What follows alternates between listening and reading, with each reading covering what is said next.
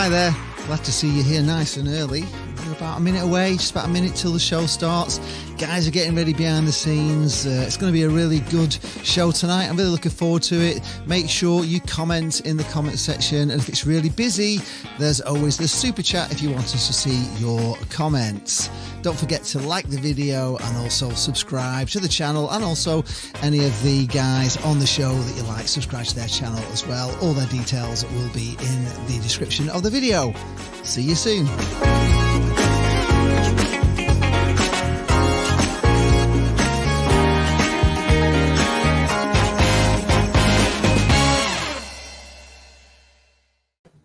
Good evening, guys. Good evening, anybody who's watching. We've got a few in, and we're going to be talking about pre-season games over the weekend. Pre-season games coming up. We're going to be talking about the madness of football. I'm already hearing that Hull City are spending loads and loads, millions and millions on players because they've got a new owner. I'm thinking, God, does nobody ever learn from Derby? You know, they've just got themselves out of a mess. And I was at Blackpool Southport on Saturday, and there's a little bit of handbags at a few paces. Nothing really happened. The Southport fans all ran off the minute anybody went anywhere near them en masse, and there was hardly anything happened, but it's made big news. And I was just wondering, is football hooliganism actually making its way back? I'll put my teeth back in when I say that. Good evening, guys. We've got Loudmouth on. Hi, Matt. How are you? Yeah, evening, gents. All good. Yourself? I'm fine. Are you fine, Dan? And we've got Dan as well, who is Turf Moor House, who's a Burnley fan. We've got other vloggers coming in a little bit later tonight. We've got Jake is coming in, and we should have Punk Chef in after 9, and there's some Sunderland fans as well coming in, but so far they've not arrived, but they are coming in soon. So has your pre-season friendly started yet, Matt? Are you still not on those yet for you? We had so Barnet had a closed door game, or game behind closed doors even, the other day. I'm trying to think off the top of my head that we played, but they won it. So it's not really started where fans can go yet. Okay. But the fixtures come out in 2 days' time, so we'll find out who we've got first game of the season. Oh, it'll be interesting then next week for you then, won't it? We'll find out who you're playing.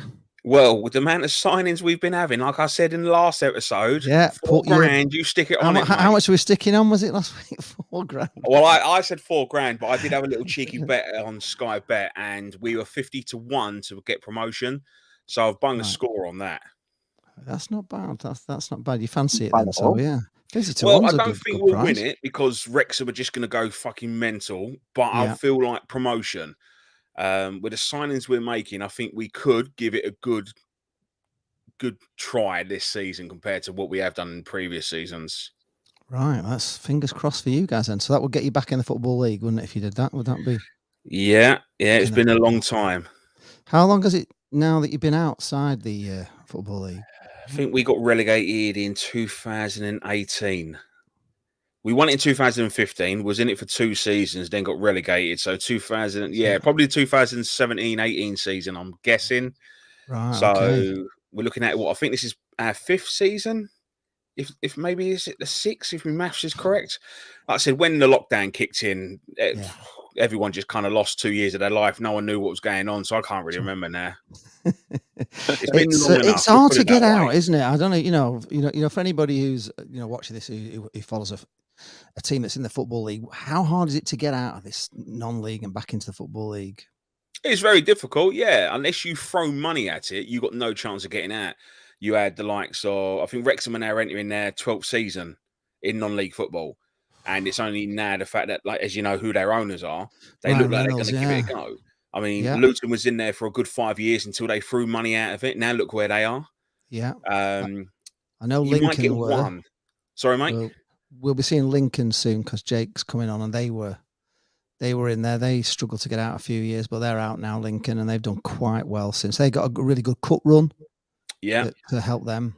Yeah, well, they had a good backroom staff though, and they had a good little connection with their team, especially as you know, like the cup run did help with the money. Yeah.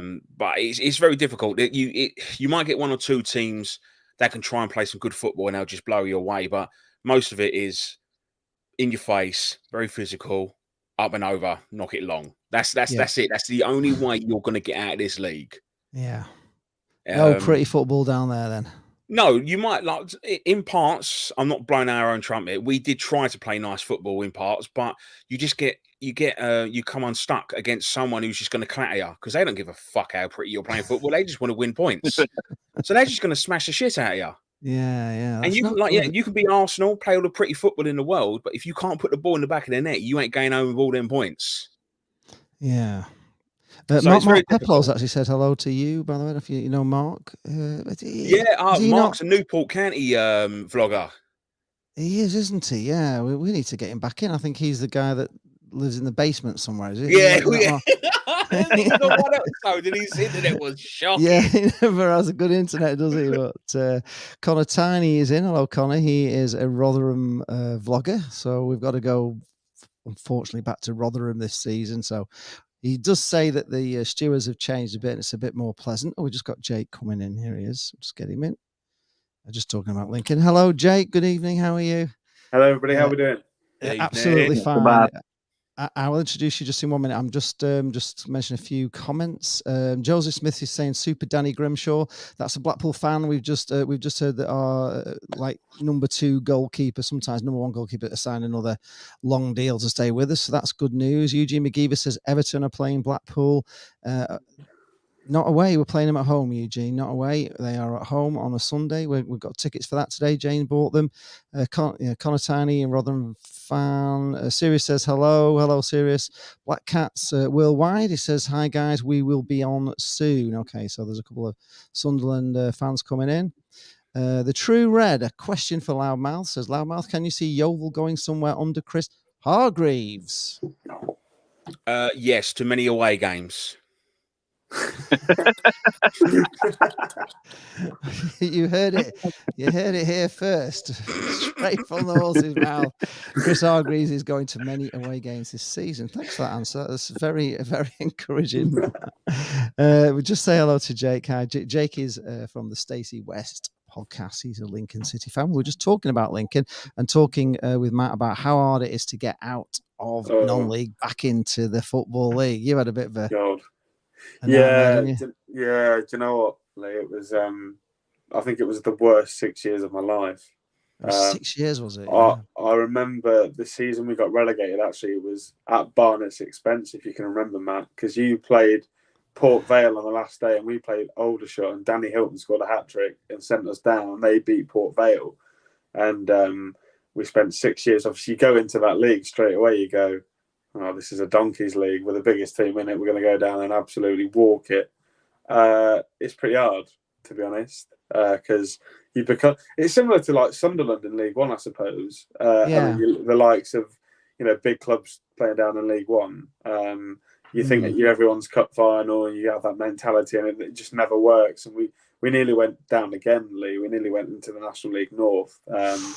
But Dane Oliver, who obviously has just left Gillingham, he scored a hat-trick on the last day away at High to keep us up. Wow. And it was Stockport that got relegated, and they've just got back into the Football League. So it tells you everything. The National League is so difficult. It's so many horrible away days, that, especially like down south. It's not like, it's just things like Boreham Wood and Dover and Maidstone and Ebbsfleet and Hayes and Yedding and Woking. And they beat you, don't they? It's down the road for Matt, but when you're doing it every week, coming from Lincoln or somewhere like that, it's just a baller. Do you know, the best thing about being in non-league is like the connection you get with the players. Like, I can't imagine. Obviously, Lincoln have never been in the Premier League, but I go to Premier League grounds and in the press box, and there's no connection between the players and the supporters. No, I mean, Dan will be able to tell you about that more. But when you're in the National League, they're literally in the pub with you in the supporters club 5 minutes later having a beer. So yeah, it's you're definitely closer to the players, aren't you? You know, the further down you go. Barrow is on tour. Hello, Barrow Toy says, have we ever had League Two club fan on here? Charlie was on here last year. Charlie, yes, Charlie, of course. One Rovers who'll be on later. He was with Bristol Rovers, but they got promoted this year. I think that's a hint for them trying to get on the show, Lee, don't you? Yes, well, if he wants to be on the show, definitely get in Where's touch that with plug? us. And Get the plug. Get the plug. I ain't got one here. we Do you know what, we Lee? can have you on if you want to come on Barrow on tour. Just let me know. You can come on with pleasure. Do you know what, Lee? The best moment of being Lincoln of being in non-league, and Dan will absolutely kill me for this, was beating Burnley in the cup. But by far, that cup run we had alongside winning the league, and then going to Burnley and beating them. They're in the. I think they'd drawn with Chelsea at home like the week before. But I think Bobby Brady scored a free kick or something. And we beat them 1-0. Beat them 1-0. And we go there and beat Burnley after Chelsea had been there and been turned over. Like that was I fractured my leg celebrating that goal. Unbelievable. I'll never forget that game as long as I live, just because I just remember afterwards thinking, I want to go around every single Lincoln supporter and just say, you know what, go all the way. Good luck. You deserved it. We were sharp. I mean, I think I saw two celebrities in the away end at that time as well. They're probably Z-list, but they were there. And to be honest, you deserved it. We just tried to shithouse our way through it. Joey Barton trying to stick one in on the big man, and it was just dirty tactics and something way out of character for what we did. But you deserved under I forgot what he's called, manager at the time, Danny Cowley. Danny Cowley, that's it. Yeah. You deserve to go all the way in that, and fair play. I just my anxiety and depression's come back. Where's your tablet? Did you get Arsenal in the next? Was that the year you got Arsenal? Yeah. So our cup run was. So this is you have to qualify for the FA Cup as Loudmouth will say. You have to go in the fourth qualifying round in the National League. So we beat Guiseley over. We had a replay with Guiseley. We beat them. Then we played Altrincham. Then we played Oldham. Then we played Ipswich, and then it was Brighton, then Burnley, and then Arsenal. But wow, that's an amazing run, wasn't it?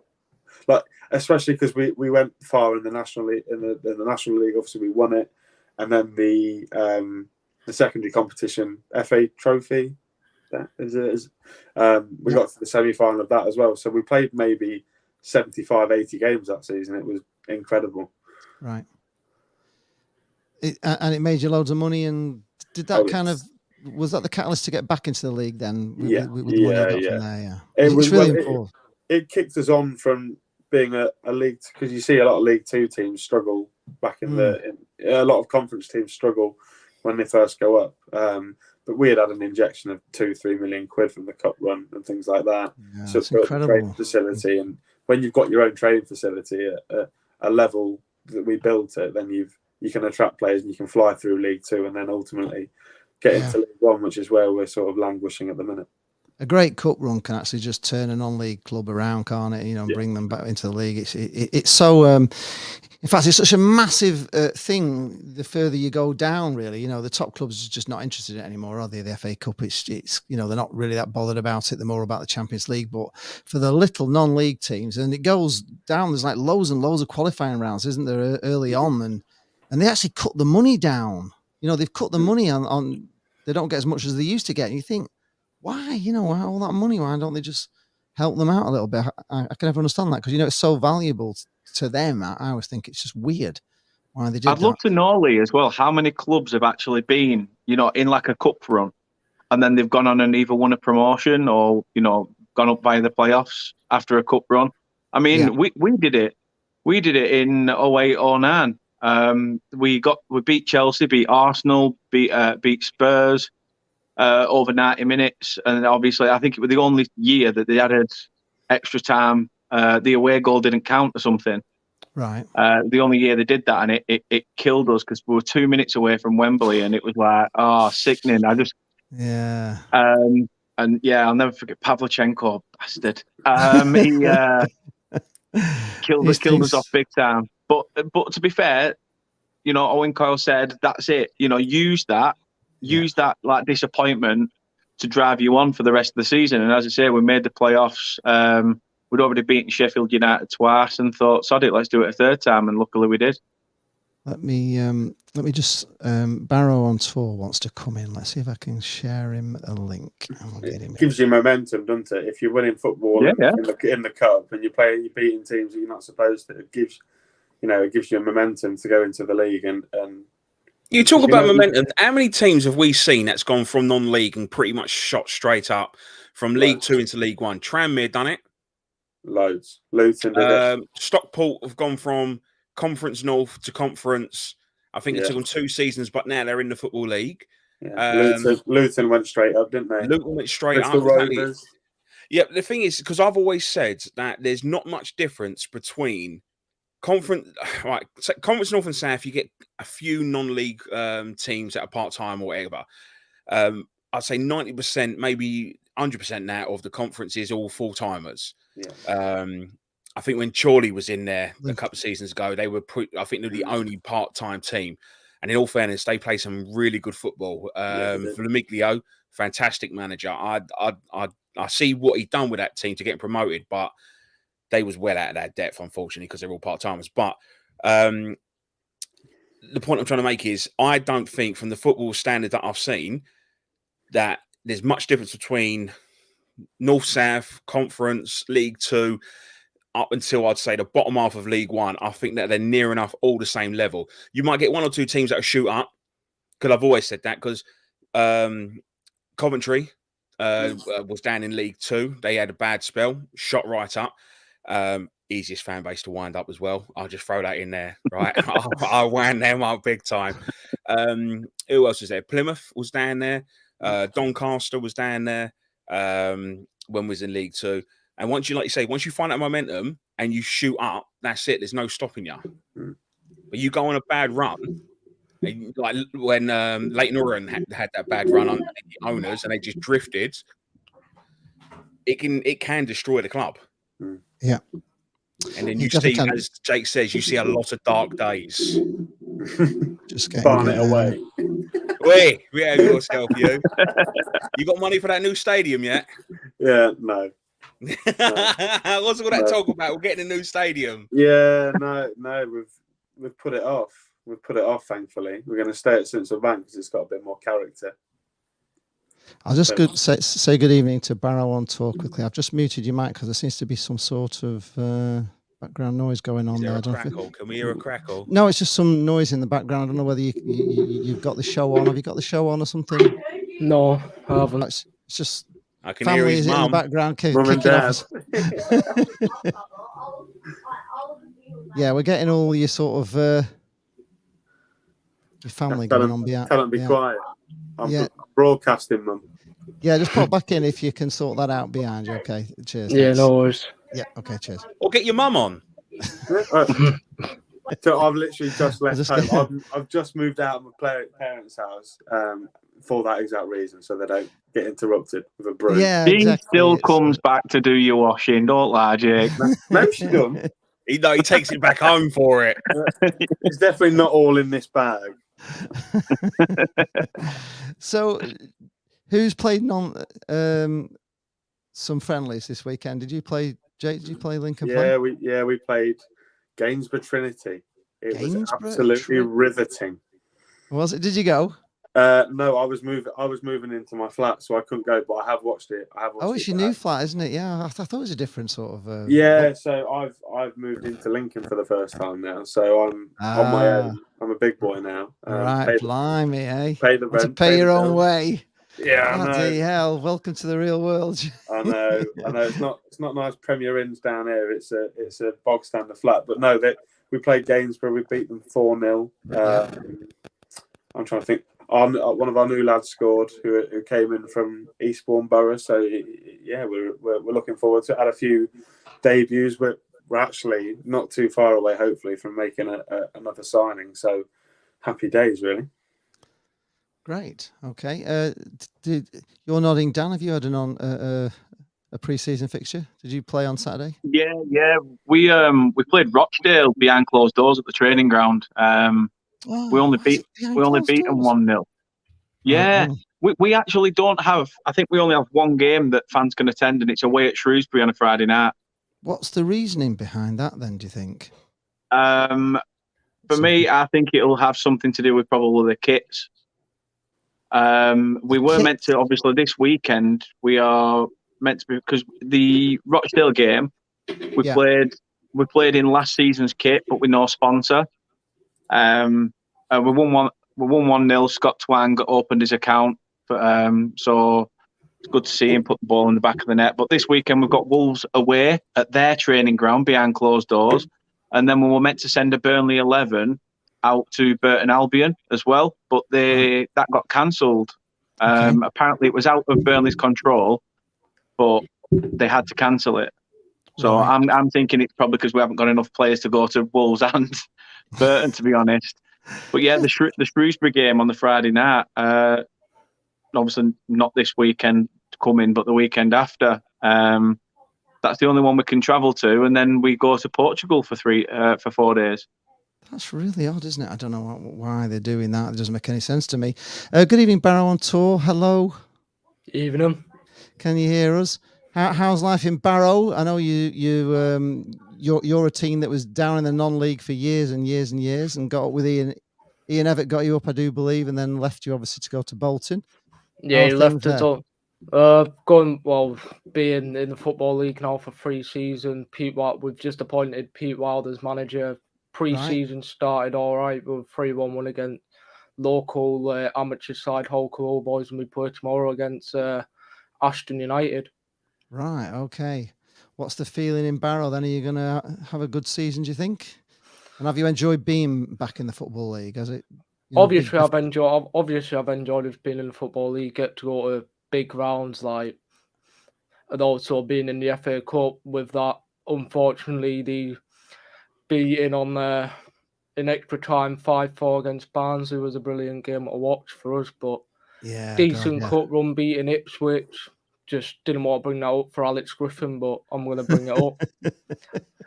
And then, if you're watching Alex, we can never beat it. Jake wants to say something. Look, go on. Go on. He fucking knows and all. Matt's face. It's Matt's face. He sat there like, mate, he's the fucking boringest geezer on the internet.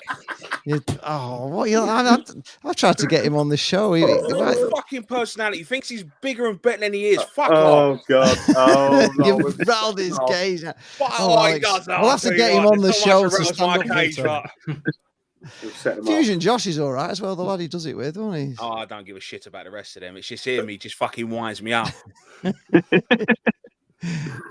God. I'm just going to send through a link to Charlie. He wants it on Twitter. Well, actually, that's a lie. There's a couple more that do wind me up. Who else winds you up, loudmouth? Come on, let's get. Come on, pull the scroll out. Pull the scroll out. Hear ye. Right. Anyone seen Dapper? So, here we go. Right, first one here. Look, the fucking names are here. Look, hey. These are on my shit ass list, right? Okay. Lee Charles. The biggest one, Thor on tour, right? I don't know how that geezer's got so many subs, honestly. He's fucking useless. Right, next one, Nappers. Doesn't know anything. He just goes on the internet and tries to find things up, and so he's knowledgeable. No, I'm joking. I love him too, actually. I'll fight for them. No, look, the thing is, they might actually be all right people in person, but I just feel like, from what I've heard from other people and what they've said about them, me and them would fall out in a bad way. Like they would just rub me the wrong way. I know I don't play well with others. I'm very much like Marmite. You either like me or you don't, and I totally get that. I'm not everyone's cup of tea, and I don't give a shit. But there's just some people out there who I just feel like, do you know what? You are a first aid fucking bellend. Sorry, Lee, I'm sorry, but you know when you get me on your show what I'm like. It's all right. It's all right. We all have our favourites, and we all have those that we don't really like. I tend to like all, most YouTubers really. Thog Dad, I kind of struggle with a little bit, just because he's a little bit like cringy as fuck. Well, he's just like, it's as if like he has to act to be himself, sort of thing. He doesn't, like, he's not real, kind of as if Thog Dad is like this person he's made up, and he just acts like Thog Dad.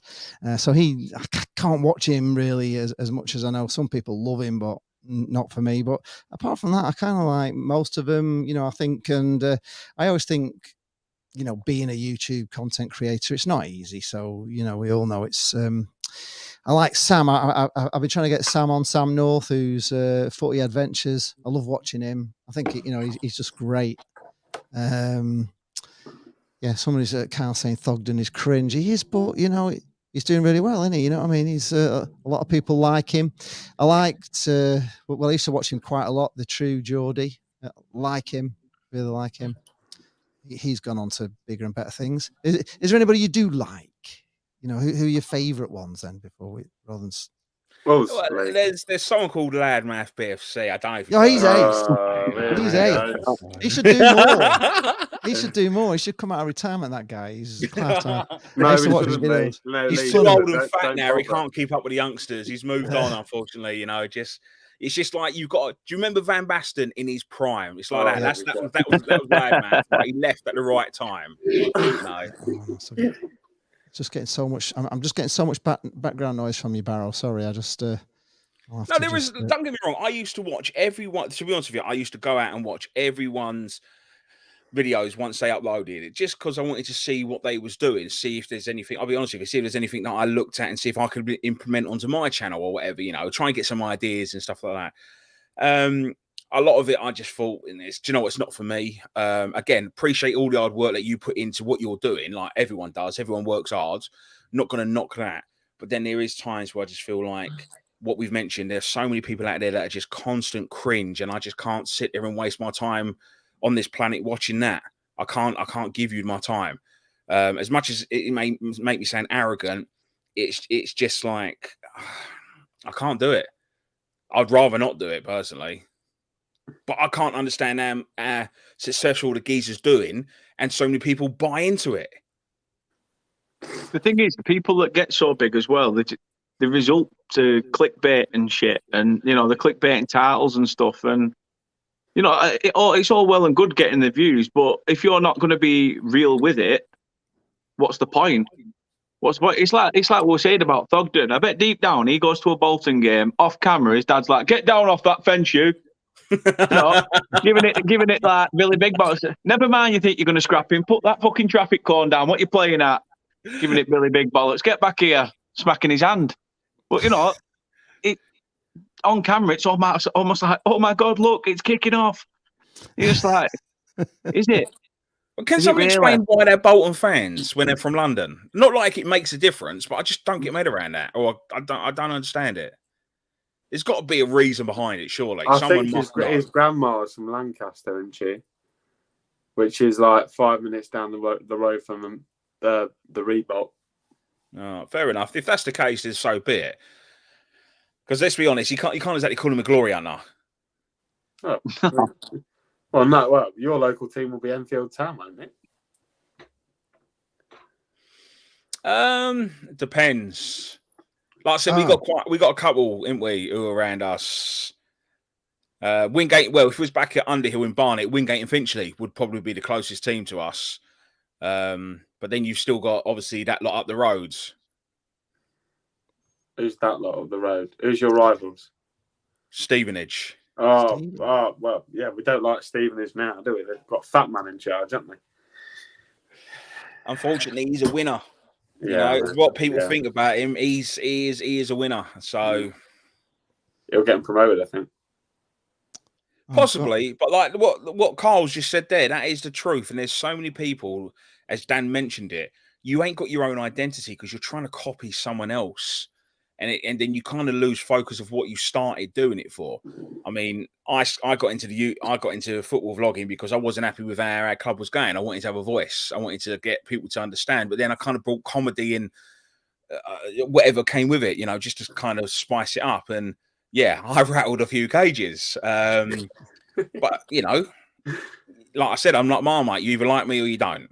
Yeah, of course. Yeah. All right.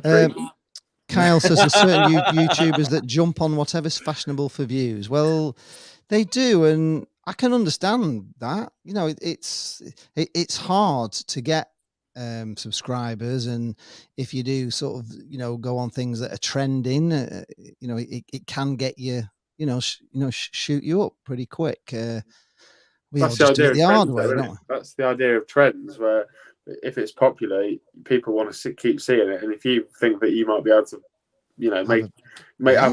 put your name out there, you've got every right to go and do the fashionable things, I suppose. Totally Like agree. Man United fans who do an hour-long video, half an hour slagging the Glazers off, another half an hour slagging the Glazers off in another context. well, probably to Manchester United fans, that's a big thing, and they'll probably get loads of views with Man United on that. There's only so many times you can hear him. When are they going to sort that all out in the roof? It's I know. I mean, they do moan a lot now, Man United fans, but they used to have it all their own way, didn't they? The True Red says that watching the cycling goalkeeper, it's really good. That channel, I don't know if you watch him. He's ace.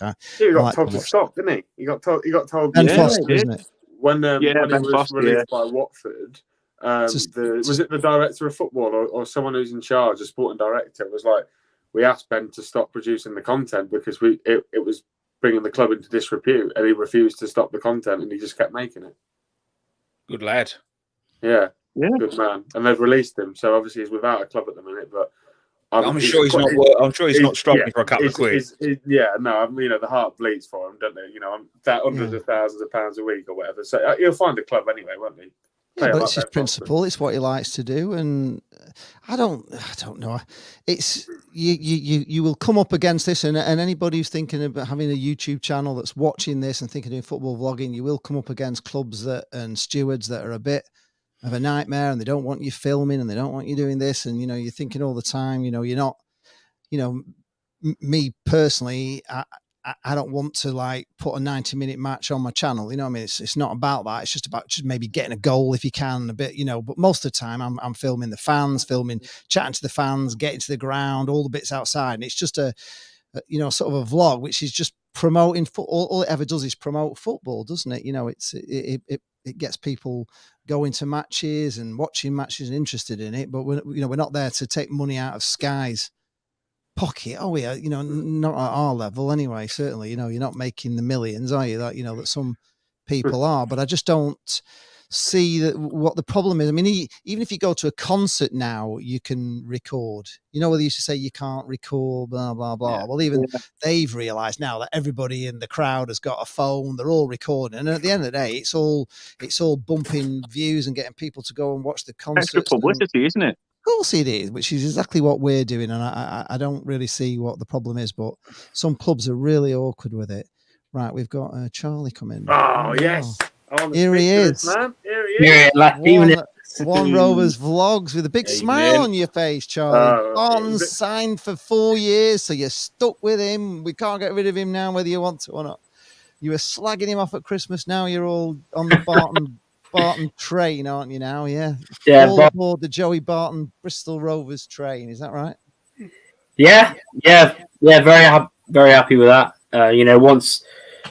He wants us to try and get us to the championship, wants to stay here for a long time. So yeah, very happy with it.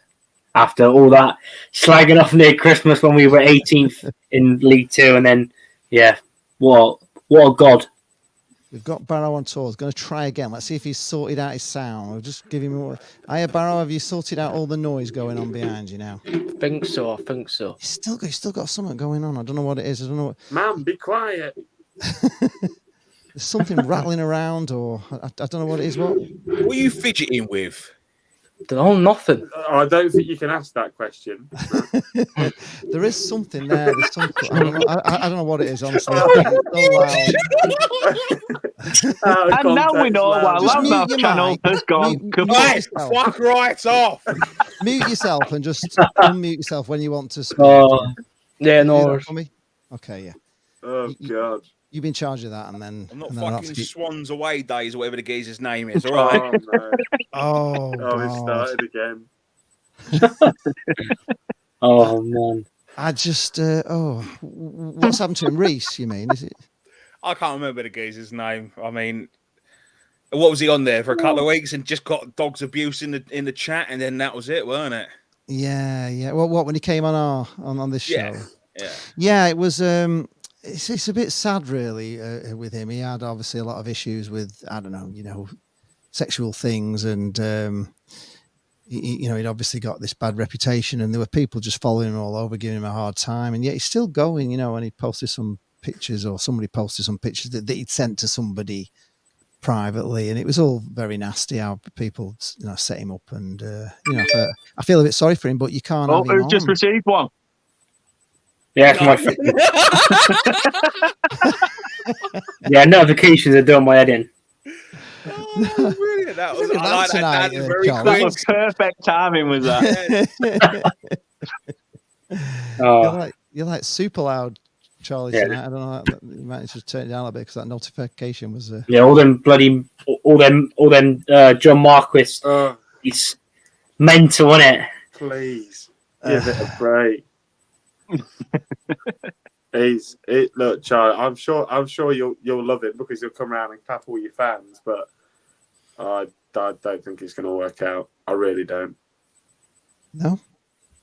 Yeah, but why was he so bad at Lincoln? Because he was only there for like half a season, wasn't he? Yeah, What even happened? So for those out of context, Bristol Rovers have just signed John Marquis, who we had for the second half of last season. He's very streaky, so a bit like Streaky V. He went and scored 3 and 3, I think, and then he didn't. Then he scored in 1 in 14. So, not to fill your head with confidence, but he'll run around. Which I'm sure if you've got players around him like Harry Anderson, and you've got Lee Evans, Evans as well. He didn't have creativity at Lincoln, did he? No, well, he had a little bit. Anthony Scully is pretty good. Oh yes, Scully's class, yeah. So yeah, I think I don't know. If you're going to play long, then I think it's a good move. But I don't think you're going to play long. No, it's an interesting one really, because I sort of think it's weird because I think he might be backup to Collins. Yeah, because Collins suits it. So I don't know. It should be interesting. Signed him on a 2 year. It's weird because he used to be one of the, obviously you've done quality at Doncaster, Portsmouth. I had Tom from 4-0 written all over it, messaging me just laughing at me, saying, "Oh," I was like, "What? Is he that bad?" I used to love Mark. He used to score against us all the time as well. He scored, I think he scored a hat trick in Darryl Clark's last game as manager when we lost 4-0 to Doncaster at home. But I don't know what's happened to him. But I don't know. Look, I'll have to go in a second, Lee. But no, honestly, he's you'll like him. I think you'll like him. But he's good backup. He'll be a good backup player. I'm sure you'll get me on your chat. We'll have a chat about him tomorrow. Yeah. But, friends. Friend. On that note, I'm going to leave. Because I'm now an adult who lives away from home. I've got dishes to do. So. Oh gosh, the dishes. I thought it's because he'd left the lamp on for too long. And, electricity bill's been rad. That's it. Yeah, he can't afford the meter. Glad to see got out from under the apron strings there. Well done, Jake. Yeah, Jake. West podcast is Jake. Subscribe to him if you haven't already. It'll be down the links below. Let's just go to some of these comments. We've got the True Red said he's on a podcast. He was going to America for a year, then to hashtag. Where was that? What was that based on? I don't know. Who's that? Ben Foster. Oh, Ben Foster. Yeah, that's it. He's going. Yeah, okay. Hashtag United US. Wherever they are. Sirius is asking me about Dan Ballard. He signed for Sunderland. He played for Blackpool. He also played for Millwall last season. We absolutely loved him here. He was an amazing player. We really want him back, but $2.5 million is just not in our price range at all. That's shopping at like Harrods, and we're shopping down at Lidl for players that are basically on freeze, or probably 100,000 top for Blackpool. Anything above that, we start to have a bit of a nervous moment about it. So $2.5 million is not in our price range at all, really. Any news on signings for you guys? What, for us? Yeah. Well, yeah, literally apart from, to be fair, it's been mega loud, Charlie. What's that? Mega loud. Can you just turn your mic down a bit? Yeah. I'm not. That better? Yeah, that's better. Yeah. Yeah. So yeah, basically, apart from Marquis signing today out of nowhere, it's literally been quiet for about a week. We were course linked with Norwood. All the talk was James Norwood signing, but apparently, according to an insider that I know, he said he failed a medical, which I don't know if that's true or not. Because people have said he's going to sign for Oxford apparently as well. So I don't know what's going on. But where were you signing from? Is he on a free? Yeah, he rejected a new deal at Ipswich. So now we signed Marquis on a free. So I'm still happy with that. I know Jake was saying, he'll run around and whatever, but I think he's good quality to bring in. He's got over 140 goals in League One, so I'll take that. So how do you reckon you're going to go on, Bristol Rovers, this year? Are you looking towards top of the table, maybe promotion again? Was that a double? I mean, yeah, that'd be class if we could do a double again. But no, I think sort of just mid-table-ish. I think we'll be all right. But obviously bottom, and we'll want to try and aim as high as he can. But yeah, it's all looking good. There's a lot of good things coming out of the club. Highest amount of season tickets and whatever, and that we've ever. I think was it over 5,100 season tickets. And then Forest Green. I think Forest Green is nearly sold out. Nearly 10,000 for that first game of the season. Wow. So yeah, it's all looking good. What's going on with Barton? Is he still getting banged up? Who's that, Barton? Yeah. I'm not sure what's going on with it. It's completely weird because it's gone on again. Apparently, it was meant to be happening sort of like last week, but it's weird because it's for apparently hitting his wife, which I don't really believe it because he was on holiday with her and the kids over the summer. He fucking hit her then. He said when he hit her. I don't know what's going on with it. Away with the missus and the kids, they fucking know. Yeah, but it's just strange though. I don't know what's going on with it. Obviously, he's not going away because he wouldn't have signed a 4-year contract. So obviously, nothing's happening. It's a bit of a stodgy sort of wiki. He must know he's getting off with it, then I would think, or the club must know he's going to get off with it. I'll just bring Barrow Tour. Let's unmute your mic and let's just see where you think you're going to end up this season. To be honest, going off bookies, a lot of things are saying that we're down there going to get relegated again, but I don't think we're down there scraping relegation. But personally, going off what we've heard behind the scenes and the club are wanting to progress on and push towards maybe being, not being in the playoff, but just being outside the playoff next season. And also I've heard rumours that apparently we're linked with ex-Bradford player Callum Cook because his contract was up, and don't know if anything else has been heard around, but think Callum Cook could be on his way to Barrow from Bradford City. Right. It sounds interesting. Where did you finish last season? We were kind of almost, didn't you? Yeah, third from bottom. Third from the bottom, right. So you need to improve on that this season, then, don't you? You don't want to be going back after all those years, because how many years were you down in the non-league, Barrow? 48 years. 48 wow, years. was it that long? 48 years? Yeah, 48 years we were down there. It's a weird place, Barrow. Have you ever been to Barrow? Have any of you? No, I didn't go. It's annoying I couldn't go this season. It's just you go on and on and on and on. And you come to Barrow, and that's like there's just like one. There is basically one road in and one road out, isn't there? It's just. And I always think, we've got Blackpool's got Southport on one side and Barrow on the other side, and they're both probably, if you built a bridge across, you get to Southport in 10 minutes, 5 minutes probably, and Barrow the same. And I can never understand why nobody's thought of building a bridge and just opening it all out, and just making it dead easy to get to Barrow from Blackpool. And I just think it'd be a no-brainer really to do that, but it's never happened, because we went to Southport and they're literally 9 miles. It's 9 miles from Blackpool, as the crow flies. It's 9 miles. It took us like an hour and 20 minutes all the way through Preston, all the way through roadworks, and then on to Southport. Thinking, there's just a bridge across. They actually ran a hovercraft service at one time, but they stopped it. But I think you used to get there in about 8 minutes or something from Blackpool to Southport. It's really close, but miles round. David Meehan says, keep Barrow over there. What's this? Steve Hunt says Barrow is at the end of the longest cul-de-sac in England. It really is. So it's in the middle of nowhere. Like no one knows where it is. It's like in the middle of nowhere. It is. What's the work like out there in Barrow? Is there much work? Because it used to be more like shipping, didn't it? I think was it shipping out there? Yeah, there's BAE shipyards, stuff like that. That's where we get most of our like people coming over for BAE. That's about it, and not really much other than that, to be honest. Is there much nightlife, pubs and stuff in Barrow, or is it just like? Not yeah, really, one pub. The land That's that the time Wetherspoons, forgot. ain't it? Yeah. It's not a bad little ground. We went there a couple of seasons ago. It's not. It's finished. Well, got the new like standover of the Holker Street and the they built a new one. yeah, it's just got a roof over the top of it.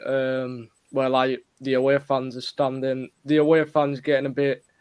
I think there's being work on the away end. We're knocking down where like the players come out in tunnel and building a new seated area. But I don't know when that's being improved on and stuff like that. Well, let's hope you stay in and you can carry on building the club because it's been a long time being down there. Robert Curry says, I'm a Blackpool fan living in Carlisle. Barrow is the closest league game for the Blues, and most Carlisle fans aren't sure quite how to get to Barrow. So, literally get the train. Get a train. The train from Carlisle to Barrow. The thing is, Lee, because I'm that boring, I've actually Google mapped it and I'm looking at it. I don't think that even with modern technology, with engineering, you could build a bridge from Blackpool or even Fleetwood. I think maybe, depending on obviously what the service is like, Morecambe. Yeah, Morecambe. Maybe, but I don't think that would get all the way over because on Google Maps it's about that big. But in real life, I'm sure it's a lot bigger than that. So, I'm sure they would have thought of it. That's a disappointment. Who knows? Why could it not be done? What were the reasons? It's just too far. You think it's just too far? Yeah, it might be too far. The land underneath the water might not be a solid base. I don't know. I mean, they could probably build or do a mini channel tunnel like they do from England to France, do it straight underneath. A tunnel would be great. Yeah, a tunnel. If we can't do a bridge, we could do a tunnel then, you reckon? A tunnel underneath. Well, you can dig your way out. That's it. There you go. How much you sticking in there? It just seems an awful long, I don't know, these places could get such a big kick off Blackpool, if people could get to them a bit easier because they are bloody miles away and they're not that far. Right, let's go back to the comments. Let's have a look. True Red says, wait till you go to Forest Green Rovers in the middle of nowhere, surrounded by now. Has anybody been to Forest Green? Forest Green Rovers. Honestly, it's literally like a little town, a capacity of about 6,000 people, the actual town, and it's just there. You've got one pub which we weren't even allowed in, and it's obviously it's a proper. They've been in non-league for most of their time, aren't they? So it's a proper non-league ground. It's horrendous, to be honest. But to be fair, I can't really say much because a lot of people would probably think that about our ground because our ground's got about 7 or 8 different stands and tents and whatever. So they'd probably say the same about them. Rovers Stadium. Green Rovers is like literally the time that land forgot. I've never been. Stephen One road in, one road out, and it's just horrendous. Is it really bad? Right. Yeah. I think I've seen the ground there. It's a bit weird, isn't it? Is the ground a bit strange at Forest Green Rovers as well? Did I see a vlog on that somewhere where it's? I don't know. Obviously, last time I was there, we were standing along the along the side bit, wasn't it? Yeah, cover, no cover at all. No cover. I mean, we had them first game of the season. It was roasting hot, so obviously, I enjoyed that. And we managed to get a 2-2 draw in the end. But yeah, it's just again another non-league ground, no cover. It pisses down. You're getting wet. Yeah. There's only 2 places I've ever been where there's been stands with no roofs, which is at Aki Stanley away and Blackpool on a Tuesday night. The away end used to be like almost like seating on the back of a wagon. It was a golf stand. It was actually a golf. It was. I just remember Tuesday night we won 1-0. Christian Calvin has scored, and we got absolutely piss wrapped. I just remember coming back and my mum thinking, "Have you been to We've been to the Pleasure Beach or something. Because I came back in a rain mac saying Valhalla on it. I was like, it's wet through. Yeah, no, it was really bad. We used to actually call that the Gene Kelly stand because it was the singing in the rain stand. It was really really bad. Well, that was that was typical Oysons, wasn't it? It was just a golf stand. But that was when they were redeveloping the ground. So, it was there for far too many years, and the only reason it's not there now really is because they had to build that east stand, which is a sort of it's pile driven in. It's a proper stand, and it can be developed bigger, but it's still a temporary stand, but it's more like a fixed permanent sort of temporary stand with a roof. You've got stanchions in the way of it, but they had to build that, to comply with the Premier League. We got promoted, and they just had to build that. There was no media facilities for the media. There was loads of things that Blackpool didn't have, and they actually played the first game, which should have been at home against Wigan, away at Wigan, because we couldn't have the home fixture at home. It wasn't ready. The floodlights weren't ready and all that sort of stuff. So yeah, there's still a few grounds like that. I mean, us, Gillingham, Swindon. I mean, by the way, if you haven't seen our away end, Dan, by the way, or any of you, go and have a look, because it's terrible. Because I actually went. I think it was like an opening day thing about 10 years ago, and I went in there for a laugh, and I was like, Christ, because I think when Jane went down when she did the vlog, when I think we beat you 2-1 just before the COVID hit. And she was there, and she was just there vlogging it, getting soaked, and I'm like, oh wow, yeah. It's like sitting in the canopy watching a game of football. It's terrible. That's the easiest way to describe it. Because I was there when we, knocked you out the cup, Charlie? Oh yeah. Yeah, but was you there? Was you there when Edgar Davids made his debut at the Men? I think it was a Friday night. I'm sure he probably got sent off, mate. He near enough got sent off every time he played for us. Yeah. Right, Lee, I'm gonna have to shoot, but okay, nice to have a mate, and I'll be back next week. Yes, thanks a lot. And later, it's a shame we're not going to hear about any of your Well, we'll hear the scores, but you won't get to go to any. Would you have vlogged them if you could have gone, or yeah, would have done. But let's say, typical Burnley like to do things last minute and aren't letting fans in. I think it's something to do with the kits. I think it's the fact that the kits are all sorted, but we're being fussy about sponsorship. I don't think we want a betting company or alcohol, and I think that's obviously to do with our chairman being a Mormon. I don't think he wants to obviously delve into that side of things. But for me personally, I'd say bat the bat. Take what money you can get from the highest sponsor and offer the fans an option whether to wear it with or without sponsorship.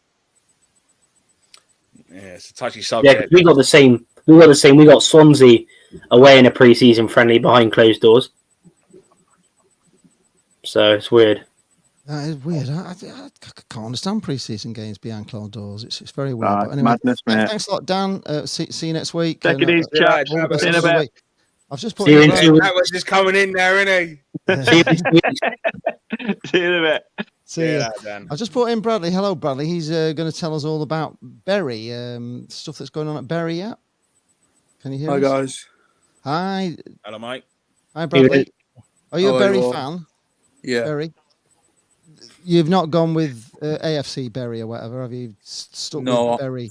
No. I took that choice personally because I just didn't feel like it was right, because it was causing a lot of division in the fan base at the start when it was created. Just tell people who don't know what happened there, because obviously Bury got kicked out of the league, didn't they? Yeah. And you couldn't get back in your ground, so a group of fans started a club called AFC Bury, which was, obviously Bury was dead.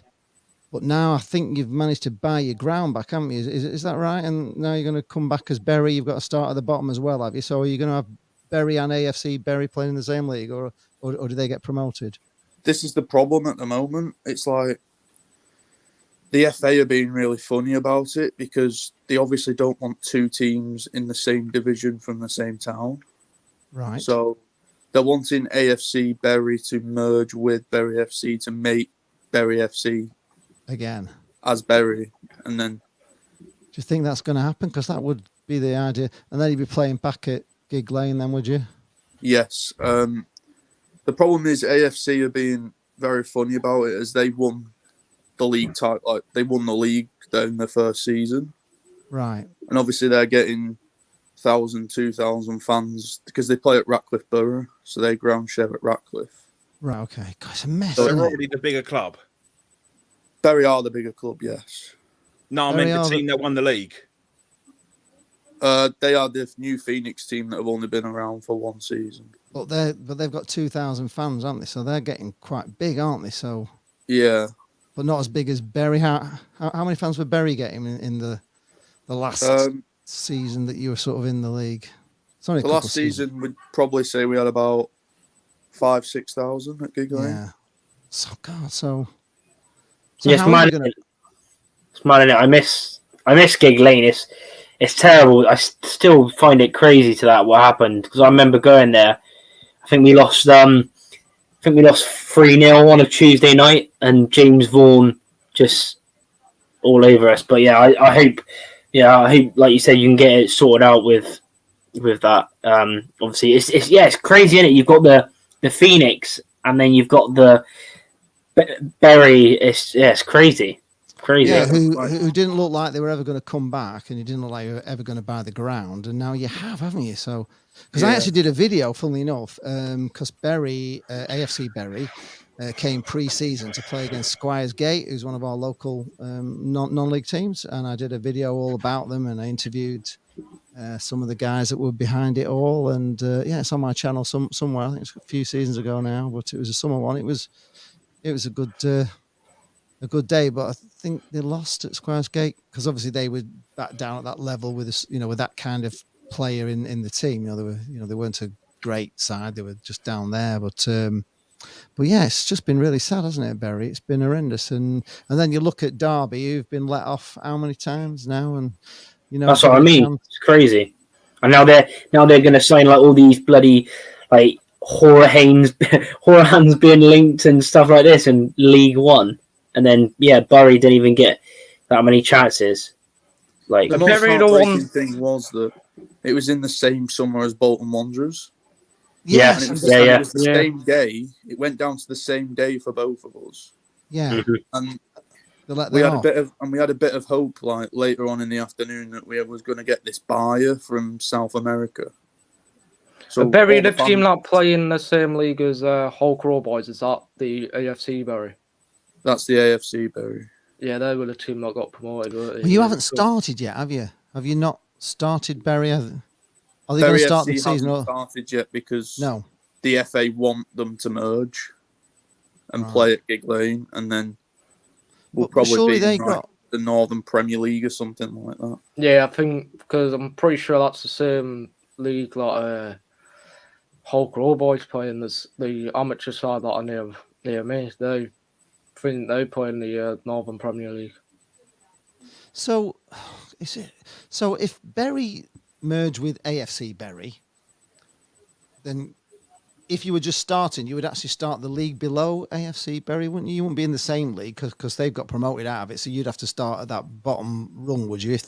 If they don't allow you to come back a bit higher. But why would they allow you to come back any higher? They didn't let Wimbledon come back any higher. They had to start right from the rock bottom. I think what's been going around in the local news recently is that if AFC agree to join Bury FC, we will continue in the same league that they got promoted into and become one club. Right.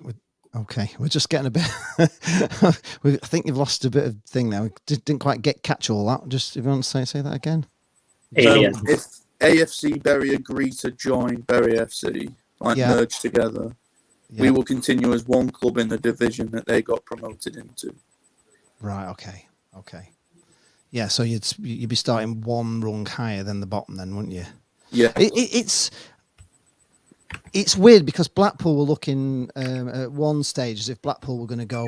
The Oysters was just going to take us into non-league, and then a lot of Blackpool fans were boycotting, and we all kind of reckoned that we might have to set up our own club and start all over again. And I know a lot of Blackpool fans were sort of thinking that it's a bit of a journey back. Whatever. You come back to play all these places you've never played before, and we're taking 3,000 or 4,000 to all these little non-league grounds. You just walk the leagues, and you kind of get your way back up. And I probably, looking back on it, may have enjoyed that more than just the fact that we didn't go to football for 5 years. You know what I mean? Because we just missed we didn't watch any football. So I don't know whether 5 years coming back up the leagues would have been more enjoyable than what we actually did with boycotting, as fans. Even though we did get our club back in the end, but it's been a long time without a club. So I just got to ask the league, that must have been tough, obviously, for any football fan, knowing that they can't, or they say they can't. People kind of decided not to go to games for obvious reasons. But I'm sure you was still keeping a lookout for results. You just didn't turn your back off completely, did you? Totally, yeah. You switched off completely. Honestly, Matt, I had to. What did you do with your life?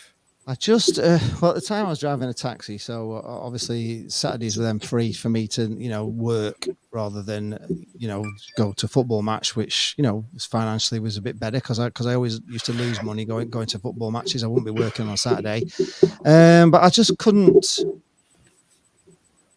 follow it, and yet I did watch the final. I went to the local pub just around the corner from us, and I watched the final because Blackpool actually got promoted in one of the years when we were, down in the league. We were going down to League One. Against Exeter, won it? It was... Exeter in the League Two playoffs? Yeah, it was. And I think we took about 6,000 fans to that because we boycotted that as well. We actually didn't want anybody to go, but I watched it at the pub and... my heart was still there. I still wanted him to win. I was hanging on. It was a bit hanging on. I was hoping they'd win, and because I kind of wanted them to be back. Because you always believe that you'd come back. You always believe that there would be a time where something would go and we'd be back, and you hope that when we did get back, we'd be in as high a position as we possibly could. Who's that banging on the door? We've got all sorts of noises going on here. I don't know where it's all coming from. All right, new boys, you carry on. You won't be back again, all right? Sort your equipment out. You've got, honestly, when you come on this show, you've got to have good microphones, and you got to have, haven't you? We all know, don't we? We all know the drill, so people can hear, and you don't get all this feedback. I'm joking, Bradley. Relax. Bradley just pull out a gun or something now. Look at his face. Yeah. Blame Aaron, okay? Blame Aaron. We've got all sorts got today. We've got Charlie, who's really loud. What is that? It's Aaron. Aaron, the Doncaster fan. Where's he? He's right here. Oh.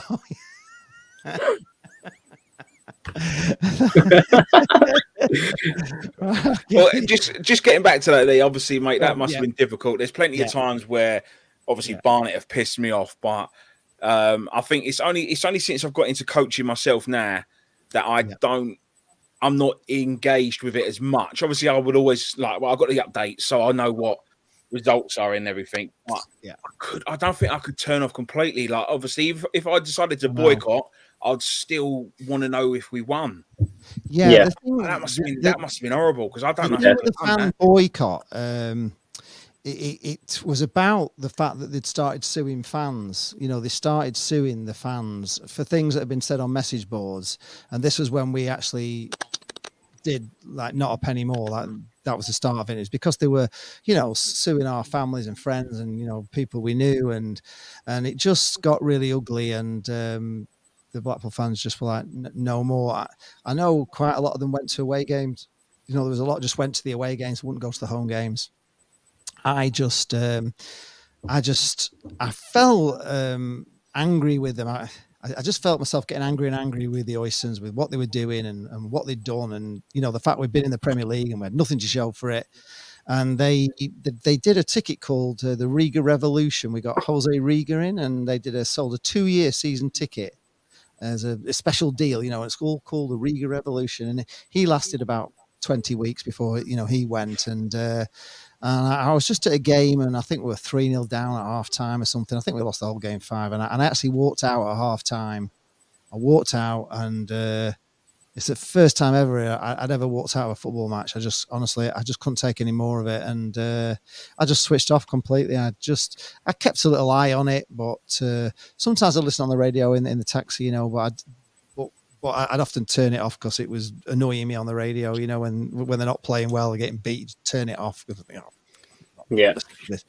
And no, my heart just went totally out of it. And I was a bit concerned that I wouldn't get the feeling back You know, when we I came know back. what you mean. I've done it a tiny bit after we left Underhill to go to the Hive.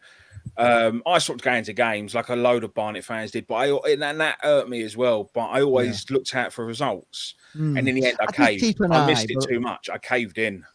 But I wasn't really.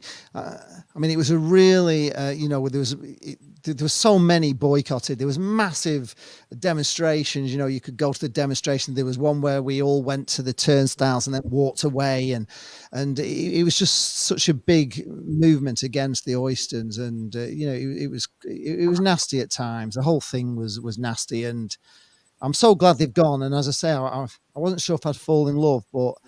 I'm actually probably, just as much as I was before, but in a way it's even better because like for most of the time I was watching football, it was always with the Oystons in the back of your mind, and they never, it didn't matter if you if you drew Man United in the cup, they wouldn't, they made £1 million, say for instance, they wouldn't buy a new player with him. Just disappear. Yeah, it would just disappear, and that sort of like kills all that dream you have, because as a fan you've got to be thinking, if we get United in the cup and we got on a good cup run, this will get us this, and we'll get a new striker and all that sort of thing, and then we managed to achieve it through a miracle of Valerie Bellicon coming in and getting us in the Premier League, which was odd because he came in on a blaze of glory and said, I'm going to get you in the Premier League within 5 years. Now, I remember sitting there thinking, you're having a laugh. Never, ever put a time scale on when you're going to get to the Premier League. That's what it's like 5 years. Are you having a laugh? I've been watching this for like 30 years. We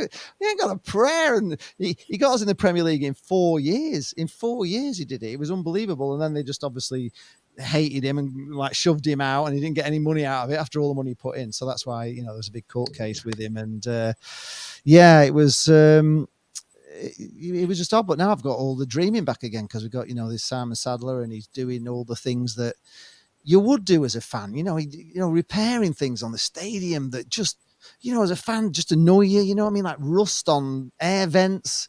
They were just, everything was like neglected. There was a bit where a bus or a car had hit one of the stanchions, with bricks round. All the bricks were broken and all. You're thinking, what? It's like their property, it's their house, isn't it? They own it. You'd look after it, wouldn't you, if it was yours? Well, look at Old Trafford. Old Trafford has got a pissing hole in it, and they don't give a shit. You've got to think about the whole situation with like fan ownership or people who own football clubs. 9 times out of 10, whoever owns a football club is a rich twat who does not know fuck all about football. Let's be honest. Or the club. Let's just be honest. They don't give a shit about the culture. They don't give a shit about you, your fans. As long as they got your money in their bank account, they don't give a shit. Yeah. When you get owners that give a shit and actually give a bit back, you kind of relate to them a little bit more. It's why when you see all these owners who come into the game, like Chansiri for us a little bit, has done our heads in, but he's learning on it. Didn't know football, he's starting to learn on it. They put a tweet out earlier saying we want local businesses to come and try and help with the ground, try and make it nicer. And it's that whole thing. But Manchester United, classic example, they've been Glazer owned for how many years now? They took 11 million quid out of the thing. Ronaldo now wants to leave. I'm not a Man United fan. It's just a really good example of how a club shouldn't be run. Yeah, shambles in there. Yeah, you look at what they've kind of left in and how they've gone with it all, right? It just shows you how much they don't give a shit about you. They want your money in your back pocket and then they're going to fuck off. They give a shit about the NFL team they've got because they can't get relegated, they can't lose any money, and they throw whatever it is at it. They get Tom Brady, big superstar at their NFL team. Brilliant. Yeah. Great. Yeah. We've moved on. The problem with American owners, they don't like relegation and they don't like promotion. They want just a single league. That's why they want the Super League. They want the Super League. No one gets relegated. Everyone keeps the money. Done. And I think that's a mistake. I think that's a mistake. I don't think. Oh yeah. By the way, hi. Jake, welcome on board. Yeah, welcome, Jake. Ranting. Evening, Jake. Well, we're going to talk about. I was going to talk about the problems that Derby have had. Obviously, it looks like Derby are okay now. They've got a new owner and things are looking right. And then I was saying earlier that I had a Hull City fan commenting in a comment on one of my videos saying, Hull, it's exciting. They're starting to get things going at the minute. And they're starting to spend like already, Yeah, but they've made 60 million on George Honeyman. So they've made it well, which helps. But he had got money. Like, you look at the Derby situation. If I'm a Derby fan, I'm thankful he came in, but I'm also like, where the fuck were you for the rest of the year? Why didn't you come in earlier? I know it's business and they want a profit, like that. They want to get it at the cheapest possible. But surely that person could have come in earlier. Yeah. It did come in very late, and he has sort of put them all through the mill, hasn't he? If he could have come in earlier, I'm sure the mental health. They took two of our players from last season. Yeah, mad, isn't it? And I was saying to Leah like a minute ago, like the linked with like Conor Horahan, I'm like, what? Conor Horahan, if they get half the players they're linked with, they'll do well. But the problem is, it's gelling, isn't it? It's 3 weeks till start of the season. That got to gel quickly. Yeah, it's going to be like it's probably going to be like us from last season. They'll be then they'll be like flying. It's Ipswich from last season. They only started getting good when kind of came in. Paul says Derby County signing more folk now than the job centres.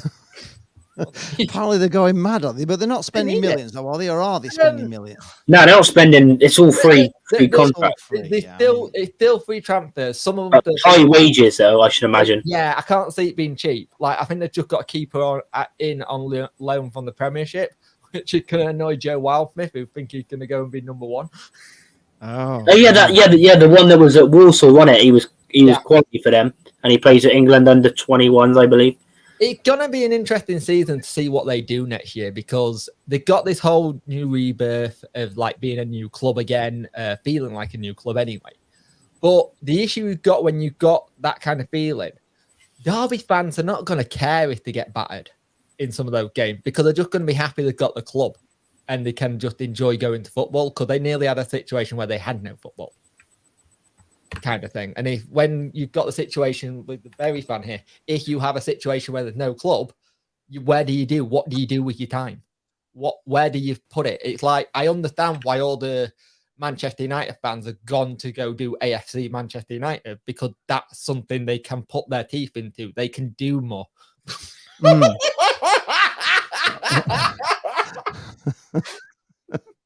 Why? What have you just noticed?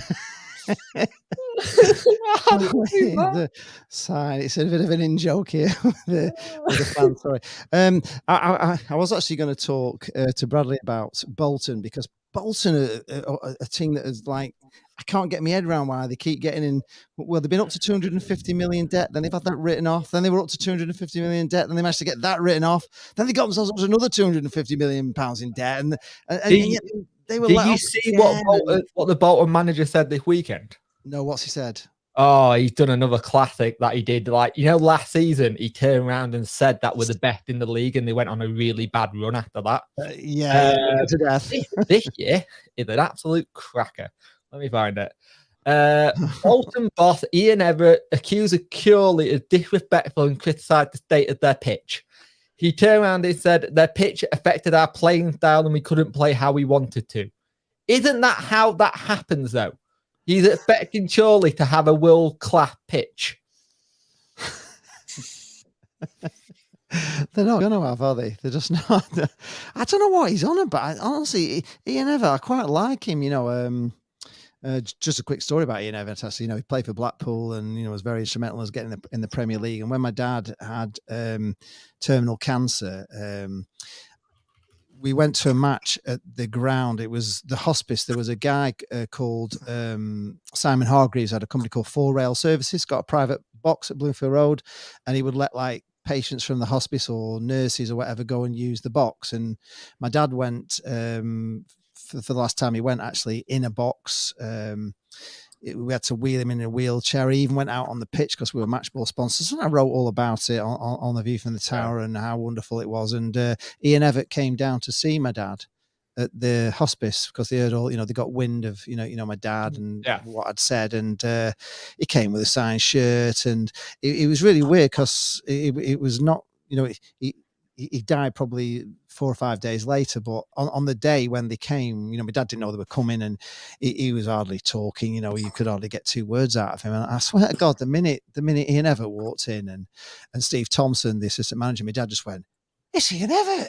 And he was up, and he was talking all about the old days, and he was like full of it.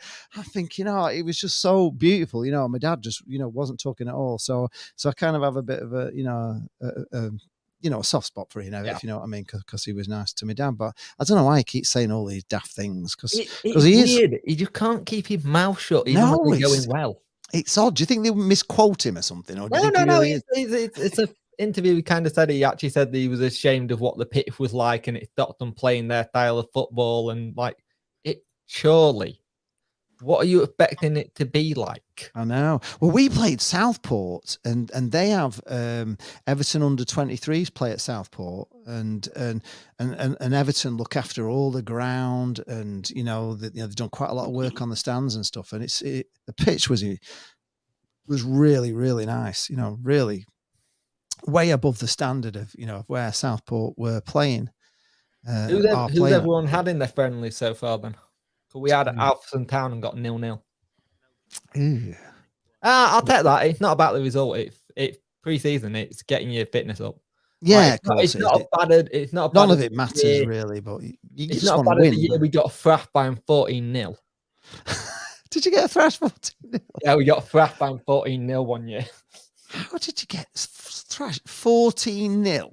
We went up that season though. That's like watching England's women's football. 14-0, they play these little, these teams, Latvia or something, and they just San Marino.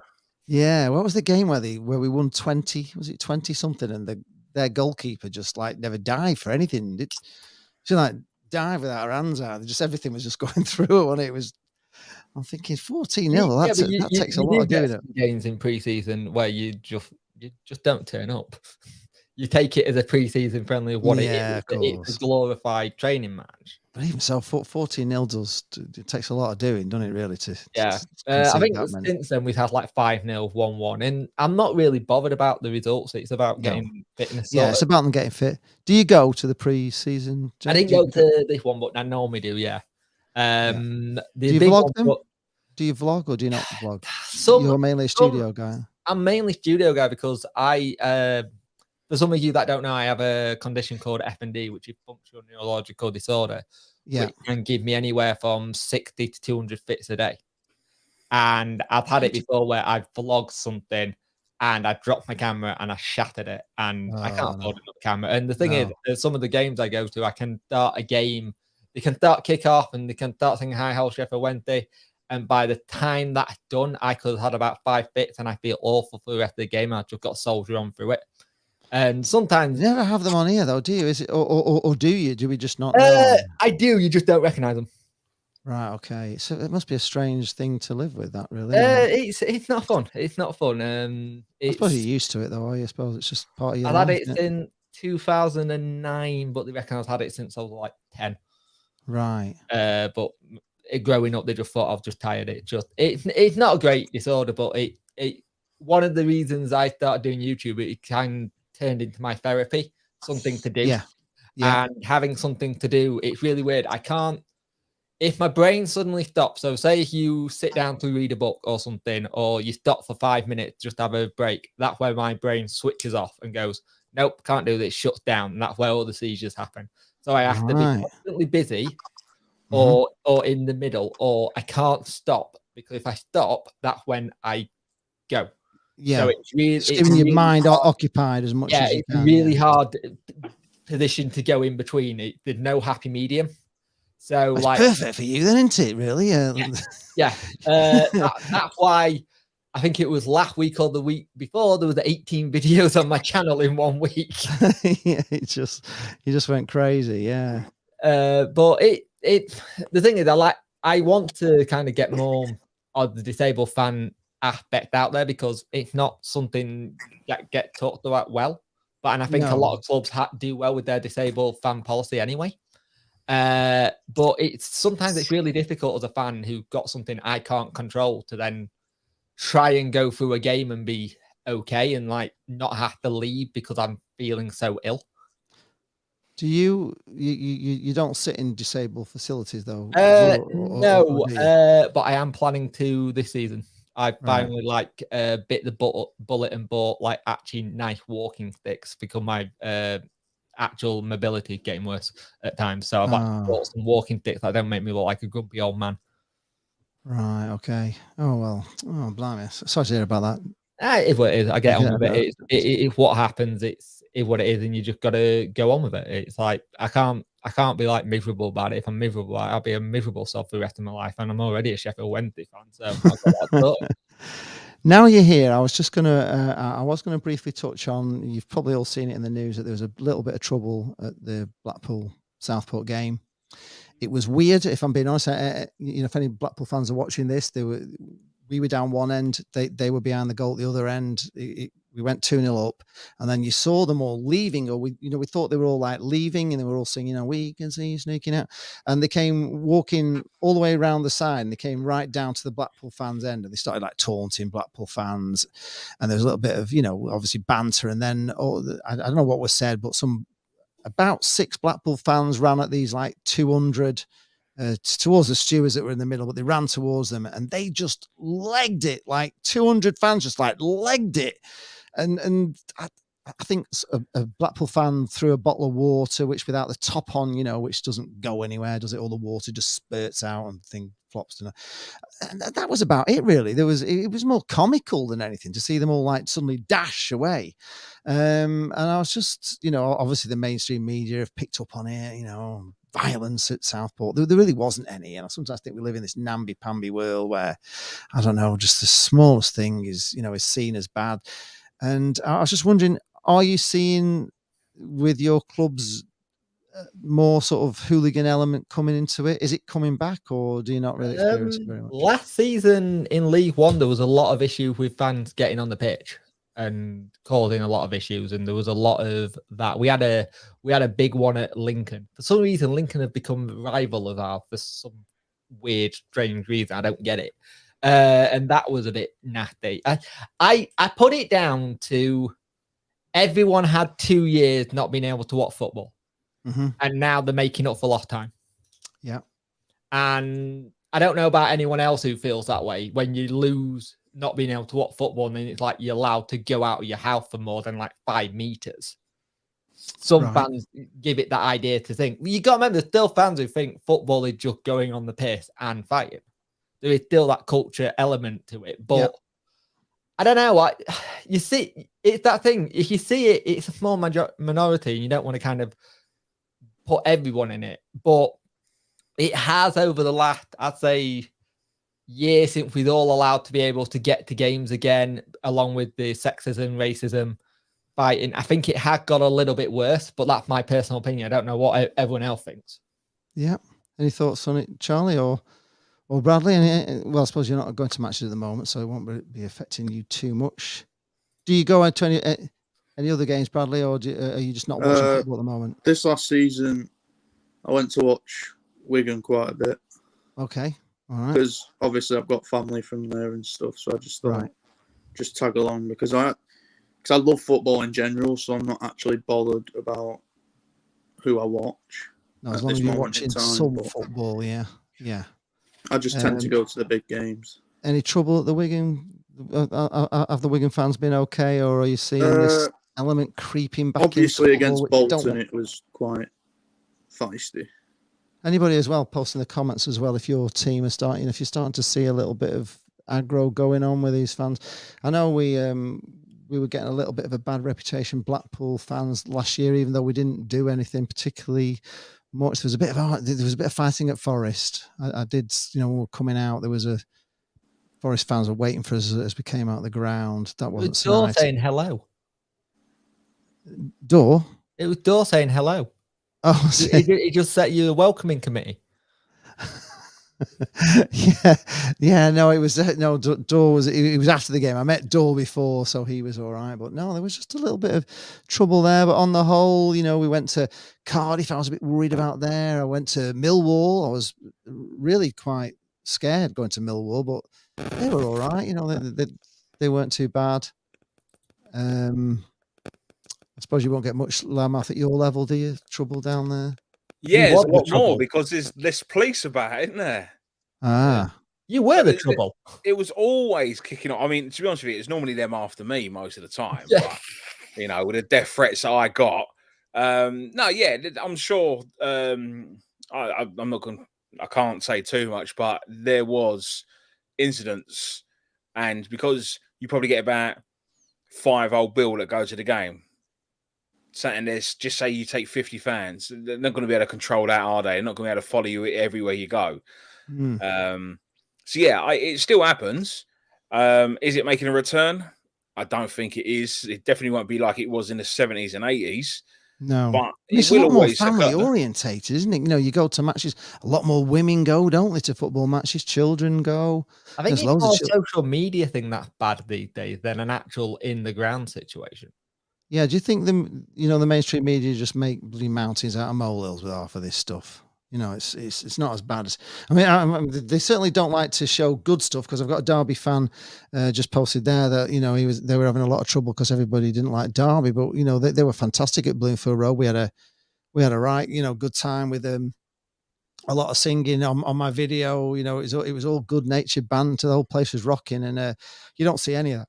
None of that was reported on the news at all. Not at all. Looking at that video, Lee, that I've watched, in all fairness, it just looked like a bunch of kids. No one was ever going to have a proper tear up.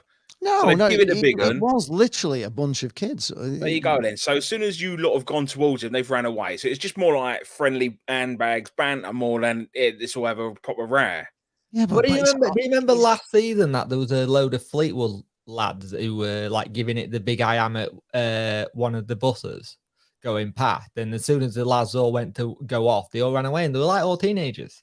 Yeah, I think it's just that whole kind of situation of going, oh, look at us, we've gone to a game, let's try and be big and hard, and then just run at them and then see what happens. It's like the old kind of cliche, just going up to a group of people going boo and then running off. Yeah, it is. Yeah, and it's all over the news, isn't it? Crowd trouble. I mean, there literally wasn't any on it.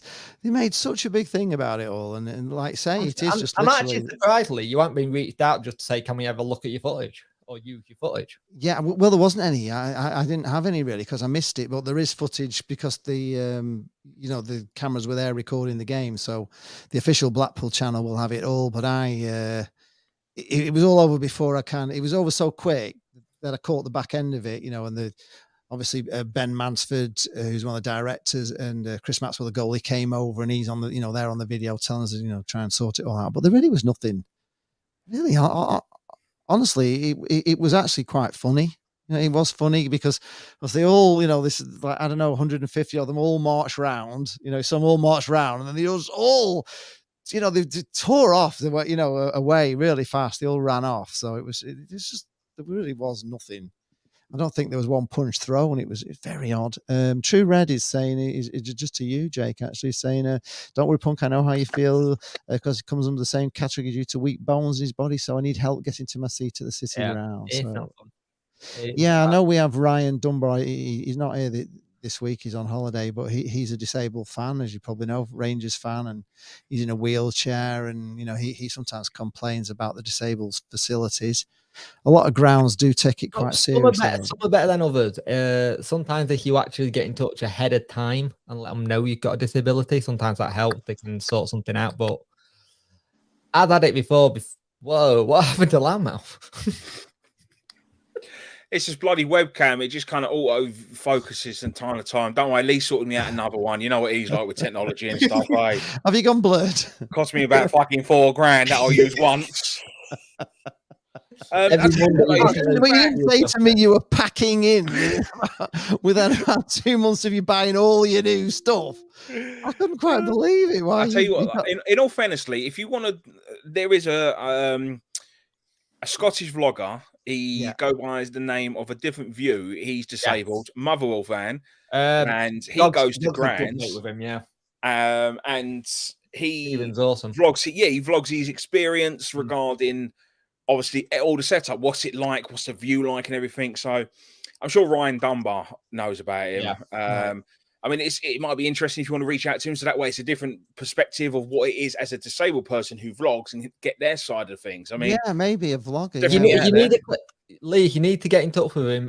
Good mate with Gogley. Is he? I know they're not anymore. Are they not? Oh, nah. I've got his number. I'll pass it on to you. Okay, yeah, we'll get him on then and find out about the disabled troubles, because I always think Blackpool's not. We're very accommodating to disabled fans, but they sit around this, the ground level, right down on the bay. Sometimes they get wet because the stands don't. If it's raining, they will get wet from it because they're right near the pitch, so pitch side kind of thing. And I like these grounds. I think it's if you go to Wigan, you'll know, Bradley, where the disabled is sort of in the middle, isn't it? It's like up. Yeah. It's not on, so they're all covered. They're right in the middle of the stands, and I always think that's a better place to put them. Went to Swansea. I don't know if any of you have been to Swansea. That is it's one of my favourite grounds, Swansea, I've ever been to. They have this massive concourse that goes around the sort of the middle. So you've got like front seats and then back seats and this really wide concourse, and there's all spaces there for disabled. They've got a great view. You walk up the steps, to go into the ground, and it's like I don't know, 40 meters wide. Maybe not, 40 meters. But it's huge. You just walk in dead easy. Whereas like Nottingham Forest was so hard. It's so tight, little tight steps. Getting up into the seats, you're thinking, God, there's a fire here. How the hell do you get back down? Because it was so hard to get in. You were queuing to get in, and I sometimes think disabled facilities aren't that great. What's it like at Sheffield Wednesday for disabled? It's not bad. It could be improved. Is it on the ground level? Yeah, it's on the ground. You basically go straight to the front. View down there though, have you? Not really. I don't like sitting low. I don't know where you guys sit. Do you sit high up or near the front? I sit like in between. I like to sit on the south stand or the north stand, and the seat in the middle. In the middle, so I've got a good view of the pitch. Yeah, I used to back in the day sit in the cop, and you'd be buying a goal, but when you're buying the goal, you don't really get any really sense of what's going on. And I like to see the entire pitch. Do you prefer to be on the side then? Yeah. See, I like to be behind the goal, and the only reason I do is because I always find that if you sat behind the goal, it's all sort of like just in front of you. Whereas when you sit on the side, it's a bit like a tennis match. You're looking one way, you're looking the other. You have to follow it, and I'm not as comfortable as just sat in my seat, just kind of watching it. But that's quite funny watching. You can't see the far end as good. People say, "Who scored that?" You haven't got a clue. It's actually really funny watching Wednesday now, because a lot of people who are my age now, we've all graduated from cop to the north stand, so the north stand is now really loud. Is it? It's a really Which weird... is the north stand? Sorry, so yours is the north on the side. Yeah, our north is behind the goal. South and north. They're our end. As is either side. So north and south, and then you've got the cop. Yeah, which is closest to Penistone Road. So the north is now loud. It's loud. The only reason me and my mate can put it down to is that people have graduated from the cop to the north stand, and like people who are now going with kids and stuff, it's a little bit safer to have your kids there than putting them straight in the cop. Right, that's unusual, isn't it? Because normally most of the fans sit behind the goals, don't they? They're still low behind the goal. I just think there's a load of my generation that I think actually just kind of just changed as we got older. Yeah, where do you sit, Loudmouth, when you go? Do you like to sit halfway line or? Well, my seat when I was going over the games was pretty much on the halfway line, about 6 row back. I'll be honest with you, it sounds weird, but the only way I can read a game of football is if I'm on the side. I can't do it behind a goal. Right, okay. Some people prefer to sit behind the goal. I don't really enjoy it. The only way I can still read a game of football, but I find it a bit more. I find it easier personally, just how I can see a game unfold if I'm watching it side to side instead of going, up and down. Yeah. And it sounds stupid, but that's just how it is with me. I always think it looks faster when you're on the heart. The game looks faster somehow than it does behind the goal. You get I don't know. It just seems the tackles seem to go in a lot harder when you're watching it from the side. I always think it looks possibly, yeah. And I think that our disabled guys was on the opposite sides to us, so they had yeah, I think they had an okayish view because there was like a little balcony bit where they get wheeled out, so they'll go through like one of the main bars through the doors where the security guard is. Excuse me. And then there's like so they're good. They're a little bit high up, so there's a view at least. Instead of being thrown down the front, because I know obviously that's what happens at a lot of grounds. They just kind of get thrown at, front row level, and it's, it can be a little bit annoying for them, I guess. True Red says the disability area at the City Ground is pretty poor. It's pretty poor. I think a You're lot welcome, of the, Bradley. Thank you. I think a lot of the disabled situation at ground just come to clubs needing to improve it, but then if you improve, it's a hard one because by law you're meant to have a really good disabled thing anyway. You've got to have something, and I think a lot of clubs either neglect it or just forget about it, and I think that's something that needs to change. And it's hard. I think it's hard for some clubs to be able to like justify to fans why we're improving this bit but not improving the rest of the stadium, if that makes sense. I think fans, able-bodied fans, if they saw that work was being done on the disabled, I don't think anybody, I certainly wouldn't complain about it. Would you, Matt, complain if disabled facilities were being worked on? Would you think that was, Would I complain about it? I wouldn't complain about it. No, I wouldn't. Well, the thing is, I've got to be very careful with how I word this. Sunderland are here. No, it's only because I've never, obviously, even. I guess I'm fortunate enough not to be in that position where I'm, isolated in a way. Oh, see you later, there, mate. Didn't like what I was saying. I think he's having trouble. I think everybody who's coming on the show is having trouble tonight with. We're gonna have to sort them all out with proper microphones, aren't we? And lighting. But no, if clubs was to improve any kind of aspect of your grounds, then I think it's a bonus personally. So if they do it for people who have disabilities, then it's only gonna encourage more people to want to go to games. Yeah, definitely. So I don't see it as a bad thing at all. No, I don't.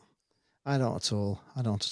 Is he? I don't know. He's faffing around still. Let's see if I can get him in. This is Black Cat's World. He's a Sunderland fan, so they're going to walk the championship this year. Keith's telling me. Hello. We need to get you sorted, don't we? Camera. He's at work. Around. That's why he had to go off quickly. He got caught on his phone. That's it. There we go. That's better. All right, Reese. Have we got sound, or has he got himself He's muted? On mute. Have you muted yourself? Oh, there you go. Oh, you're here. You're here. All right. I was just saying, you're from Sunderland. You're going to walk the league, of course. You just signing players like they're going out of fashion. You're billionaire owners. It's all good in Sunderland, isn't it, at the moment? We've already signed like one player at the minute, but it's Danny Ballard. Yeah. Player we wanted, of course. Quality centre back. But what I'm yowering anyway. Yeah. What's Danny Ballard like? He's terrible. That's garbage. Fucking garbage. Never wanted him in the first place, did you? He was awesome for us. He played in the team that got promoted, into the championship, and he was just class, absolute class. Played for Millwall last year. I don't know how he went on at Millwall. We thought there was an issue because we wanted to sign him on another year loan. And we thought the issue was that he didn't, like playing up north because he's a Londoner, and so I was surprised he signed for you because we were thinking that was the reason he didn't sign for us. But he signed for you permanently, obviously, and it's a big move, but it's going to be a lot colder up there than it is down in London. Oh, definitely. Jake, I hope you're not going to buy my Smith any Newcastle tops, like. What's that? Tell us about that then. So Michael Smith is a big Newcastle fan who we signed from Rotherham on a free, and he's very much a Geordie lad. And if he get a chance to mention it, Michael Smith mentions that he's a Newcastle fan. He got given like a Newcastle top by a Rotherham fan at a game, framed and everything. And funnily enough, when the fans have gone on to Twitter and photoshopped it for a Wednesday shirt and then put the hashtag of Rotherham. Oh, right, okay. The whole Rotherham Sheffield Wednesday thing's been funny since it's happened, but it built up this kind of really weird rivalry, which I don't class Rotherham as a rival. I never have done. No, they've kind of, yeah, it's a bit weird, but they're above you at the moment, obviously, which is unusual, isn't it, for you? Basically, It's not very far away, is it? Like Rotherham No, is it's not. basically Basically, Sheffield. it went from Paul Warren going, I think they'll sign, and the Rotherham fans going, oh, they won't sign there. They're not going to sign for there. They're signing for us. They're great. And then as soon as they sign for us, oh, they were dog shit anyway. Yeah. How far away is Rotherham from your ground? It's from our ground. It's not far at all. Can get tram there actually. I know it's kind of just like part of Sheffield, really, isn't it, Rotherham? I think it is Half separate. Is it part of Sheffield? No, it's not part of Sheffield. It's just on the outskirts, but it's kind of like 17 minutes in car. Yeah, you can sort of travel into Rotherham and still think you're in Sheffield. You suddenly find yourself in Rotherham, don't you? It's a bit of a weird one, but I just hope he doesn't score when we play. He's in the cup because he'll do the whole. He will. You know he will. Yeah, so there's a lot of rivalry, obviously, between Sunderland and Newcastle up there. I suppose you've been getting it dog's abuse for quite a few years, Sunderland fans. What are you from Newcastle? Or they've been sticking the knife in? Oh yeah, it's even worse now. Yeah. Why is it worse now? They got money. Obviously, these Saudi murderers in charge. The what? Oh, Saudi murderers. That's what they are. Yeah. Well, I do believe this. Yeah, it's a bit of an odd one, isn't it? Why they let them come into the league, but I suppose money talks at the end of the day. There you go. Yep. You give a fat enough brown envelope, mate. You get what you want. Absolutely, yeah. There's not a lot of, and with ownership these days, it's really hard to question who's in charge of your club because you want to have the moral high ground and go, you don't want them owning your club, but maybe in the case of Derby, it could have been they could have been the only people who could own the club. It didn't turn out that way, but you know what I mean? It's that whole kind of thing. Nope. What's he? Where's he going? Fucking up all the chance good all of us, then. Reese. I told you he's at work. He's fucking on the shop floor. I think he is. Yeah. No, I mean, anyway. Where are you? It's a quality stream this time. You're in Amazon. All right, do us a favour. Nick us a couple of things. Get us a new webcam. We're going to have to get yourself a webcam. Never mind. Get us a couple of spotlights. You're in Amazon. You need a microphone. You need a webcam, and you need to be sat somewhere. So be on this show in future. You need to be sat somewhere. Camera needs to be steady on a tripod, so we're not following you around everywhere. So it will be next week, guys. Right. Okay. Good. If you can do that for us, because wandering around all over the place, and it's not what we're trying to. It's not what we're. Actually, do you know what, Lee? I think for the last couple of minutes or 20 minutes of this show, I think that we should have a tour of Amazon. Go on, show us around. Yeah, come on. Yeah, come on. Give us a tour of Amazon, then. Show us how it works. So we were just talking before you came on. We were talking about. There was a bit of crowd trouble at Blackpool. It was nothing really. Southport, Blackpool. It was the Southport fans just ran away really, and there wasn't any trouble. But we were just saying, is it coming back? Are you noticing any trouble at Sunderland, or are you all very well behaved up there? Well, it depends. We've had a few away forwards chuck like flares down on our fans, not. Yeah, that's about it really. You're not seeing it too bad. Or some you do get the odd Newcastle fans coming and sitting in the away end. That does cause obviously problems. Do you? Why the hell would you do that? Either that, or they're just wearing Newcastle tops to try and line draw. They go in the Sunderland away end at Sunderland games. Yeah, they're allowed in by the club in Newcastle shirts. Well, obviously they wear something underneath and then they take the whatever off. And then... Okay. I was going to say, right, what are the stewards doing there then? If they're letting people in Newcastle's tots in the away end at Sunderland. It's only asking for trouble, isn't it? Yeah, that is really crazy. How far away is Sunderland from Newcastle? Is it? It's not too far, is it? No, it's a few miles. But how many minutes? 15 or 20 miles or something. So it's not far, is it? So you can get there in like half an hour or something. You can get there on a metro. Yeah. Like a train kind of thing, which is like a tram. 25 minutes by car. Yeah, I was going to say it's not far. So how do you reckon they're going to do this year, Sunderland, then? Well, Sunderland, ninth.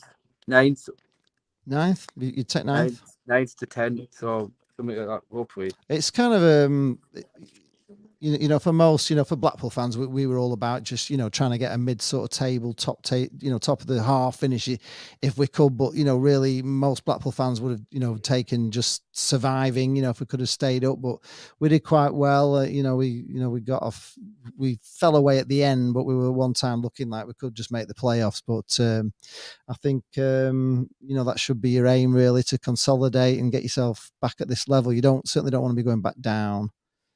I think Kyle Ireland said he's gutted Sunderland went up. He was looking forward to going to the Stadium of Light. What team do you follow, Kyle? There, who obviously somebody in the league. I was going to say I think we could potentially sneak the playoffs. Right. It depends on players that we're getting, but it's only sneak. Like we're not going to run away with the league. No, it's a funny league, the Championship, because anybody can win it. You have got the big clubs up there, that have come down and they've got a lot of money, but I didn't find the level of football that amazing. Do you know what I mean? It didn't seem to me like a big step up. Whereas when you go in the Premier League, it's like a major. God, it's like football football I'd never seen before. When we're playing in the Premier League, they're just so good. Some of these teams, some of these stars are just unbelievable. But in the Championship, it's all everybody's pretty much. I didn't see anybody that any club that I thought, God, these are terrifying. Not one really. Not even Fulham morale. We took 4 points off Fulham. Oh. We beat them at home and drew with them away. So, and they'd just been beating everybody 7-0 when we played them. We got a 1-1 draw. We were a little bit lucky because there was a fan that had a heart attack, and the game had to stop after 11 minutes. And for those first 11 minutes, I thought we were going to get absolutely battered. Honestly, we did look like lambs to the slaughter or rabbits caught in headlights. We weren't playing very well, but there was this 40-minute break and it seemed to affect them. And we, I don't know, something was obviously said when they got back in the dressing rooms, and we were the better team from then on. We could have won it really against Fulham. They just were nothing like the team they were in the first 11 minutes. But we got a draw and should have won. So in fact, we took points off all the top clubs really. We took a point off Bournemouth away. We lost them at home, dead unlucky. Fulham, we did okay. Forest was the only team we didn't take any points off. We lost away, and we played terrible against Forest at home. Worst game, I think, of the season for us against Forest. We just gave them the game. We just, goalkeeper. He doesn't care, Lee. He's fucked off. Oh, he's gone. This has to be the best football vloggers podcast. If you're still watching this, folks, what can I say? We've got somebody wandering around now,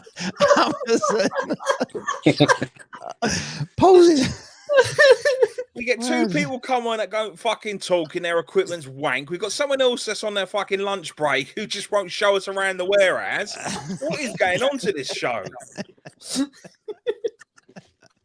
Fucking hell. Where's Dor when you need him?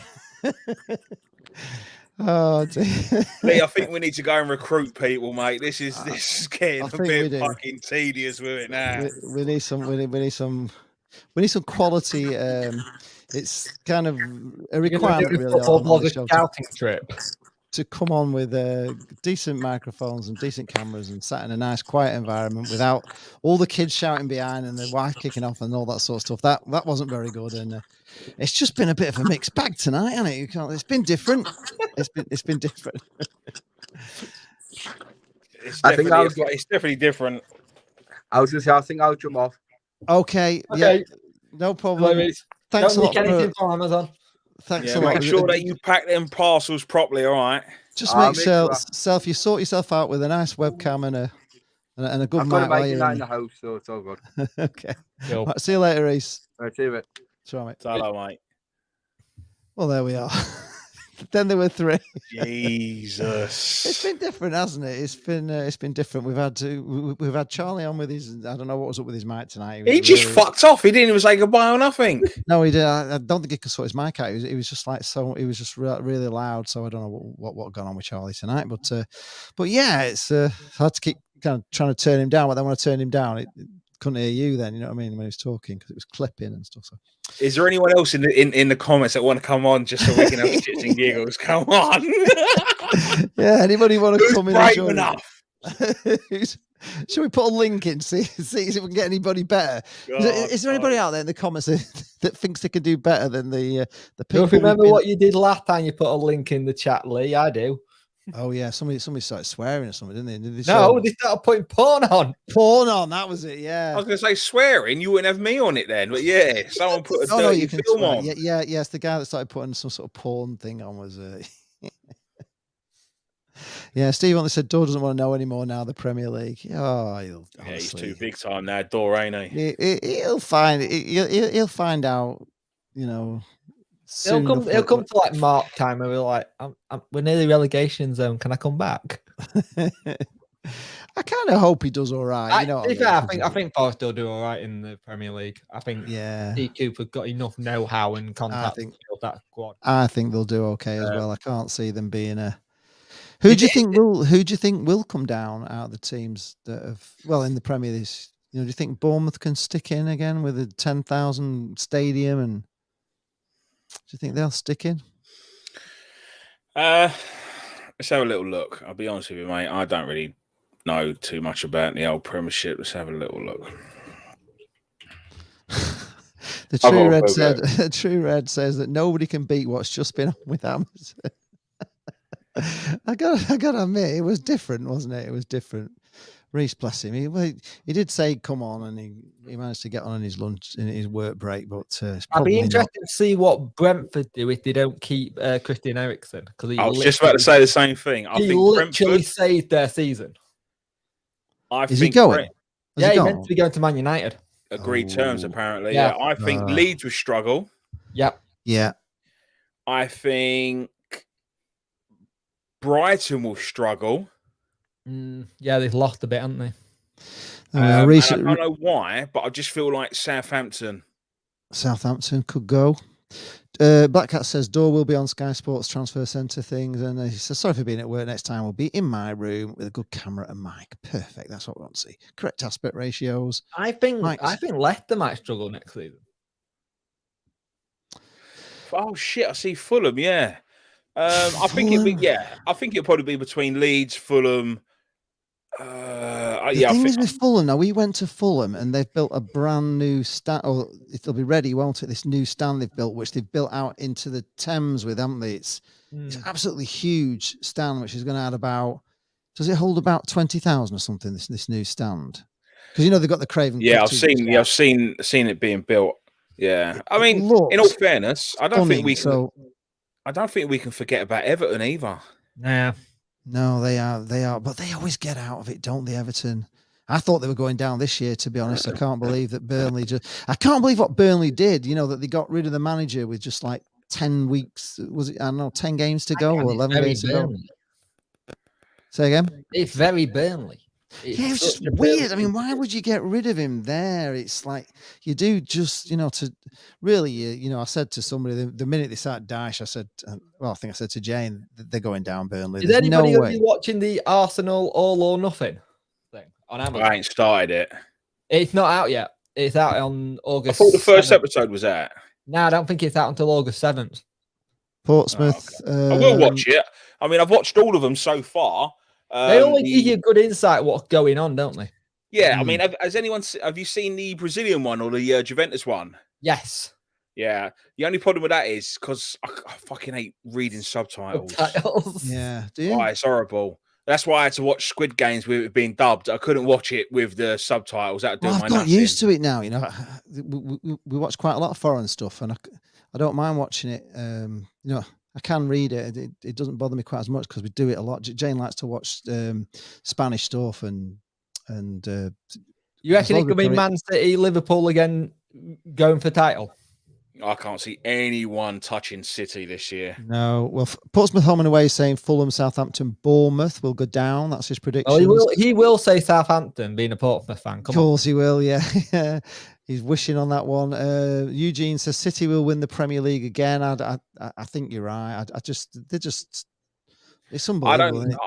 I don't think that's a good signing from Arsenal either. I think that Jesus guy, I think he won't. Nah. You got to understand, if he didn't really. Hang on, how do I word this? I can't see him going to Arsenal and improving coming from Man City. No. So I don't think he'll score more than 15 in all competitions. I mean, I could be totally wrong because I know nothing about Premiership football, but I look at it like if he was any good, would City let him go? I think the big one that's going to be interesting. What do Man United do next season? Because they look like they need to shambles now. They're signing good. They're signing well. Ten Hag is doing his business. Like you say, he gets Eriksen in. He gets that centre half in from Ajax, who was linked with Arsenal.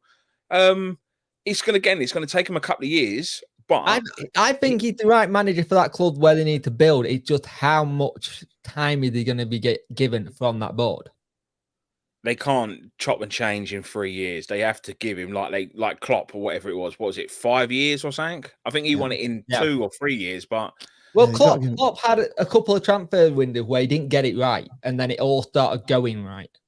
And it's rare you see a Liverpool player not be decent and be a good signing. Like to be fair, Man United were in for Núñez, and it just got beaten to pulp by Liverpool.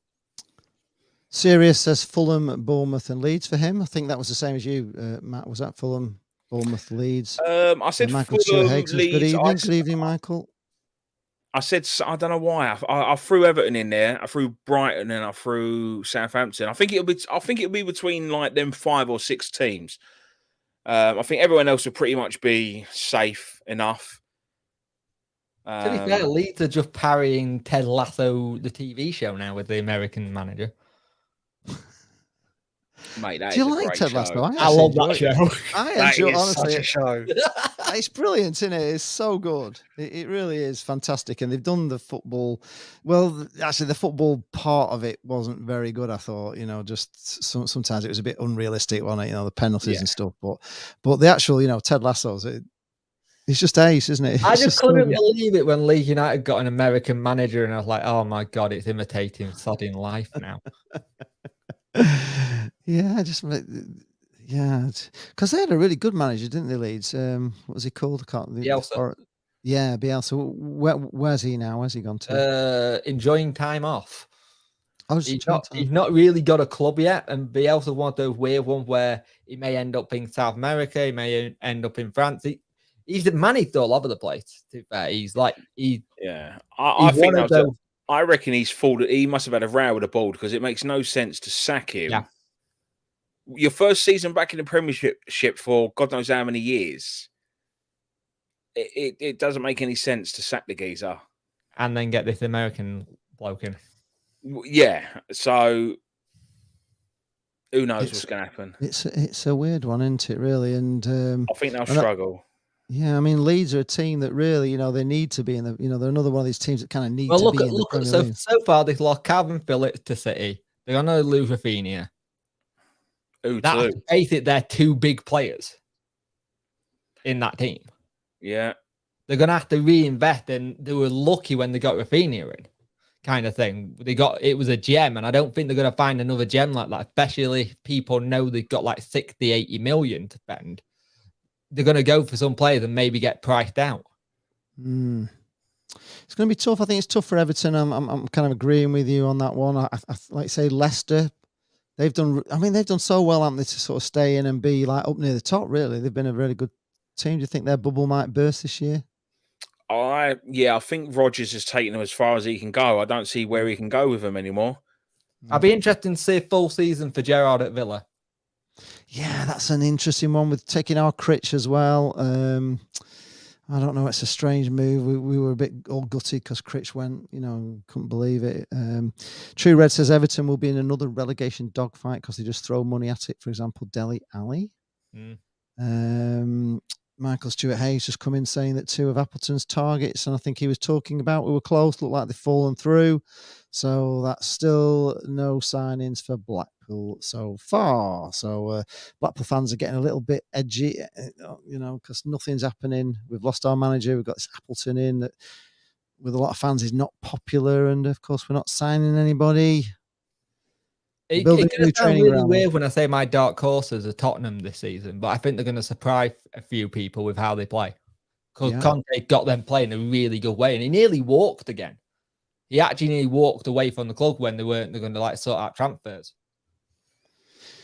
I don't know how Anybody heard of these? Huddersfield signing David Kasumu, is it, and Connor Mahoney? Do we know these? I don't know either of those players. Are they exciting players? Do we know? Heard of them? No. Connor Mahoney. Only Mahoney I know is from bloody. Who the fuck's got a budgie? Who's let their budgie at? It's a bit of tumbleweed passing through. All right, okay. I couldn't think who he is. We don't know who that is, Dave. Oh, it's from. Let's have a look. He was at Bournemouth. Was he? Yeah. Right. And okay. On loan at Birmingham City last season. Right. Birmingham. If you're looking at his Wikipedia page, his last club was Millwall. Connor Mahone. Yes, you're right. Yeah. The other geezer, he's MK Dons. Oh, MK Dons. Right. Okay. Well, What they do you did quite think Birmingham are going to do now they got rid of Bowyer? Ooh, I think they'll do better. I just don't think he's a good manager at the moment. He's really lost his mojo, hasn't he? He did terrible at Charlton. They hated him there.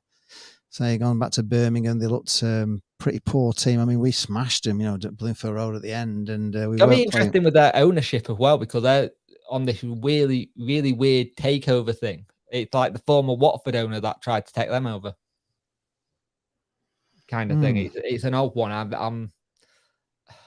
They're that kind of club that every season they've always been very lucky to stay up. Yeah. And I don't know if they got enough to here to stay up.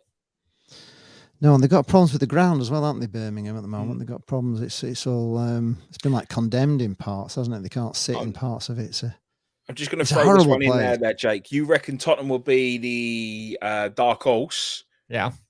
I'm going Newcastle. Oh. Controversial. Somebody actually said they'd be bottom, but I don't think they will with all this money. There's no way. Can't see it. I don't think they'll potentially win anything, but I reckon they'll give it a good go to get into Europe. You reckon they could get like Europa Conference or something? Yeah, they'll probably finish 8th or 7th, something like that. Am I the only one who thinks this like Europa Conference thing is just bullshit? No, you're not the only one. It's another money-making competition, ain't it? Let's be honest. It's just but if you used to win it, you wouldn't complain. No, you wouldn't. No. What's the prize money for this thing? What is it? Couple of mil, maybe. I don't know. I mean, your Champions League is obviously your bread and butter. Then you've got the UEFA Cup, which is obviously the second one. So this is just your old school Cup Winners' Cup, ain't it? Who's playing in this then? This year? Who will be in it actually? We're gonna get West Ham. 4.25 million. 4.25 million. And how many clubs are going to be in this? And what's the qualification for it exactly? Is it just like another competition? Like 6th or something like that. Or something. Just 6. So will that be West Ham? Did West Ham finish? Yeah, I think West Ham in it. Yeah. So again, it's a good competition to give lower league teams, I guess. A European tour, otherwise, and it mixes up your season, so you're not just going through the same dribs and drabs, boring thing over and over again. Yeah, it is. It's a funny one, the Premier League, because it's just really is. If if Blackpool got in it, we've got we'd never win it. Not barring a miracle, and so all you're ever doing really is just kind of hanging in, trying to stay in if you can, sort of stay in. West Ham are in it. Portsmouth home and away has just confirmed that. I mean, they've done really well, but But you're just in the Premier League. You're just sort of like clawing in, aren't you? Just hoping to stay up. And I don't think that's where I want to be as a football fan, just clinging on for dear life, season after season. I don't know. I think I'd just rather always be somewhere near the top of wherever I am. Even if I never get up, as long as I'm up near the top and I'm winning lots of games. It's difficult though, ain't it? If you've supported a team from young age for whatever reason and your team unfortunately is not successful, you're stuck with them. Yeah, you are. Or you can just kind of pick a team. Like growing up in Tottenham, the amount of Man United fans that was living on the same council estate as I am, and Tottenham was literally, the football club was a stone's throw away. And it's just kind of like, why are you a Man United fan? Because they were successful all in the early 90s. Yeah. That's why everyone, well, not everyone, but that's why a lot of people on my council estate supported Man United, because they didn't know nothing about football, so they just picked the winning team. Yeah. I can't. And that's what happens. I mean, obviously, for us, we live, Jake lives in Sheffield, so he's either Sheffield United or Sheffield Wednesday, I suppose. You had to choose one or the other. And obviously, you could have supported Tottenham, couldn't you, really, I suppose? I could have supported Man United. Yeah, you could have supported. Yeah, you could have gone along with the Arsenal crowd. or Tottenham, really. Yeah. But Barnet, you chose. Heck of a good decision, that. Still don't know to this day why I picked Arsenal. Look at me. Still don't know why to this day I picked Barnet. Why did you pick? Just don't know. It's just, was it the colours or the just? Do you know what? I'd love to ask. I'd love to ask myself, actually, go back in time and ask myself why. But I think it was just the fact that when I went to the Underhill as a child, everyone knew everyone. Everyone was friendly. Like we was talking about, you could talk to the players, and you never got any of that at bigger teams.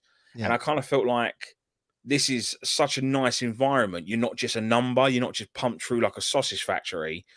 I actually want to be a part of this. And then you turn up years later and ruin that nice atmosphere. You spoiled it all. Pretty much, right? Yeah. Seriously, he's Everton, so he said he'd take clinging on in the Premier League rather than a Championship season. I don't know. I actually thought I would have liked to have been a sort of a when Blackpool got into the Premier League, I kind of saw us maybe bouncing back, and we nearly did bounce back. And I always think that actually going up, winning the Championship or being in the Championship playoff final and winning at Wembley to get back into the Premier League, it's so much more exciting than clinging on. You don't get a bloody tram ride down the front and all the town coming out because you've clung on to the Premier League, but you do if you get promoted at Wembley. Trust me, it's like winning.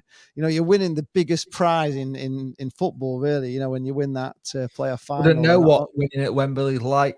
We bottled it when we last went. Yeah, I know. We're the other way around, aren't we? Blackpool, we're the most successful playoff, but it is just like. It's such a fantastic feeling, and the town and everything. And I would much rather, if you could guarantee, obviously there is no guarantee, but if you could guarantee if you went down, you came back up in a blaze of glory. It's always good for a city or a town to get up to like the Premiership or Premier League even. I keep saying Premiership, I'm old. Yeah. But it's always good for a team to go up because it's a big boost for the economy of the city or the town that you're in. It's absolutely massive. Blue Terrier is saying he hated the Premier League the second season. I enjoyed the novelty of it, obviously because we were going to grounds that we'd never, I'd never been to before. And it's, you're on like Sky all the time. And, for Blackpool, it was great because they were always advertising Blackpool, everything was, donkey rides or ice creams or the big one or the tower, it was all the time, that kind of, Blackpool in your face all the time. And it was brilliant for the town, but actually, the football was so frustrating because the referees just were terrible. They wouldn't give you anything because we were Blackpool at all. They just wouldn't. And, we had some terrible decisions against us. And I found that you didn't play football for a lot of weeks. There was, because there's only, there's not as many games, is there? So there's loads of times when you're not playing and then they move you around and you're playing on a Monday night or a Friday night or Saturday lunchtime and I kind of like to go at 3:00 on a Saturday. I don't know about you guys, but I like it's money though, isn't it? I don't mind choosing it. Yeah, it's money, and for the money, absolutely, it was. I am waiting for the wasn't. day when someone does a Netflix style subscription thing where you get all your football in one place and take it away from Sky Sports, because it's gonna happen. Do we want Doran? Is he? Yes. Yeah, good. Oh, no, it's past 10 o'clock. We'll call it a night, mate. We're only on for 2 hours a week. All right, see you later, Dor. See you next week, mate. Take us into extra time. Should we have him on for a laugh? He said, "What's he put? Loudmouth is a clown here." He's saying, "Do you want to stick up for yourself there?" Wow. There's only one fucking clown, and that's the one you're going to let on there, mate. Go on, let him in. It's got the link. You'll have the link, Dor. So come in. Just let me know if you need the link. But I did put it into the thing. Sirius says the reason I miss clinging on is because I miss Sunderland doing the great escape, like when we beat Everton 3-0 and sent the Geordies down. Oh yeah, seriously, Sunderland. Sorry, yeah, you did do that. There is that thing about the great escape, and I get that, but you wouldn't want that every year, would you? Would you guys want that every year? We never used to have it every the Premier League every year, yeah. Would you want to hang on in the Premier League every year? Yeah. Would you? Lee, you're talking to, like, if Barnet got to... I know. You want to just hang on and stay there. I don't know. I think I'd want to do it for a season to experience it. But if it's literally going to just be like the same shit, you'll win, you're going to be so inconsistent, we're never going to challenge for anything, then I kind of feel like I might as well just do that in the league I'm in now. What's the fucking point? I'm just going to go to better teams in nicer stadiums, you know? But at least with the standard of football that I'm at, we can challenge something. Because, you know, we are the joint record holders of winning the conference the most. Us and Macclesfield have won it 3 times. Yeah. So there's more of a chance, obviously, us winning that than getting into the Premiership and winning the fucking Premiership. So, yeah, you're not. Here he is. Here he is. For fuck's sake. Hello, almost done, Dor. What have you been doing tonight then? What's your show been about tonight? Because just about Forest and that. I had some new guests on my channel. Just about Forest and that. I'm Forest, that, yeah. And it doesn't sound that all that exciting, Dor. It was exciting. We've had you've missed all the fun on here, mate. You've missed a tour of Amazon. I had new guests on my channel. That's all. And I finished. I saw Loudmouth, and I thought, you know what? Someone's cheer him up. Look how press he looks. Dor, now that you're big time, are you actually going to invest in some good equipment? What's wrong with this? Your microphone's shocking. Your camera's wank. I sold you a microphone, and where is it? Loudmouth, I was about to say, I hope you had a good day, Loudmouth, but there's no need for that, is there? I'm just helping you out, mate. Like Lee helped me out. So, you know what I mean? We're all just trying to help each other out in this community that we're, you know, us football vloggers. I've got to say... Wait, Loudmouth, but you're not a vlogger. You retired, so technically you're not a vlogger. I did retire. So but I might... Lee, why have you got... just saying Blackpool's going to get promoted. Lee, why have you got him on the channel? He's retired. Because he's in the Hall of Fame of being Yes. Listen, Dor, I have a Tony message. Free Loudmouth. It's been a campaign. Free him, yeah. Honestly, there's so many people. Justice for Loudmouth. I've had it all. Justice for Loudmouth has been in this channel. Post in the comments if you wanted Loudmouth back. He's the most. No, because he's retired. He's not retired. He's retired from vlogging. He's retired from blogging, but he's actually doing something like actual football coaching. Dor, do you know what's funny though? Is that I have retired from football vlogging, yet people request me more than they request you. I've actually no, right. Listen to me, people, and everyone knows this. I've asked for Loudmouth to come back. Now he's back. I want him out. I want to be on your show, though, have you? Honestly, because Forest don't play Barnet. When Forest play Barnet, the FA Cup, then they can come on my show. Or just get me on your show, and I can just, you know. True Red says Barnet fan in the Hall of Fame. My arse. Listen, man, if you go on my show, YouTube, like, nope, cut it, delete, 3 strikes, Loudmouth, say, done. No The chance. He's really, honestly, I was on his show. Honestly, he's so strict his door when you get on his show. You know what I mean? He won't take any message. Strict. You kept muting me. Do you remember? Right, that's a lie. That's all lies. He's gone fucking big time, innit? Look at him. Right, He Loudmouth, muted listen to me. me, right? He Loudmouth, muted me. listen to me. Loudmouth. Did you mute it because you heard a buzzing? Listen to me, right? He kept saying, right, and people, Forest fans who are watching this, he, before the Forest and Blackpool game, he kept saying Bob Bowler was better than Johnson. What happened? He absolutely annihilated. He destroyed you. And then because we gave him the ball, like here we go. Now, straight out to him. It was absolutely pathetic. He'll never have easier goals in his life than he did against Blackpool. We gave him to them. Gift wrapped with a kiss. We're not in the Premier League now, so that's the difference. Now he's gonna have better defenders. We're not gonna let these Blackpool defenders hey, go what past. We're in the Premier League now. So. Hang on a minute. Just let me get my voodoo doll out for door. I can stick some pin in the fucking thing. I tell you, I'm gonna have one made with door on tour, stick pins in it. I tell you, you're gonna suffer in that Premier League door. Well, yeah, I know it is. I can't wait to watch your first vlog though, where you're celebrating a goal and VAR comes up and goes no goal, and you're like, what? Oh, no, that's the thing. I'm not looking forward to, man. VAR. Oh man, we're all gonna be tuning. Everybody who's watching, tune into Door next season. We've got to see how he gets on in the Premier League, how he copes with it all, how he copes with the prices of it. You watch what? I watched your vlog the other day. What was happening? Who was fighting? Well, there wasn't any fight. That's the whole thing. There just wasn't any fight. There was the Southport fans were behind their goal, and we were behind, obviously, our goal. And they went 2-0 down, and they all seemed to be streaming out. And we're all singing, we can see you sneaking out. But they weren't. They came all the way around the side down to our end and started having a go at the Blackpool fans. Was it Loudmouth? Was it Loudmouth running? Was he the Loudmouth is the leader. Loudmouth is the leader. It was all a load of kids, really. And then about 6 Blackpool fans ran at them, and they just all ran off. There's about 150 of them. I saw it on Twitter. They all just ran off. There was no trouble. I think a Blackpool fan threw a bottle of water which didn't have the lid on, so it just all was like a massive lot of water spilled out. But that was it, really. And the media are making such a big song and dance about violence. They always do. There was nothing. We were actually discussing that earlier. That the media are very quick to jump on any sort of violence or anything bad, and then.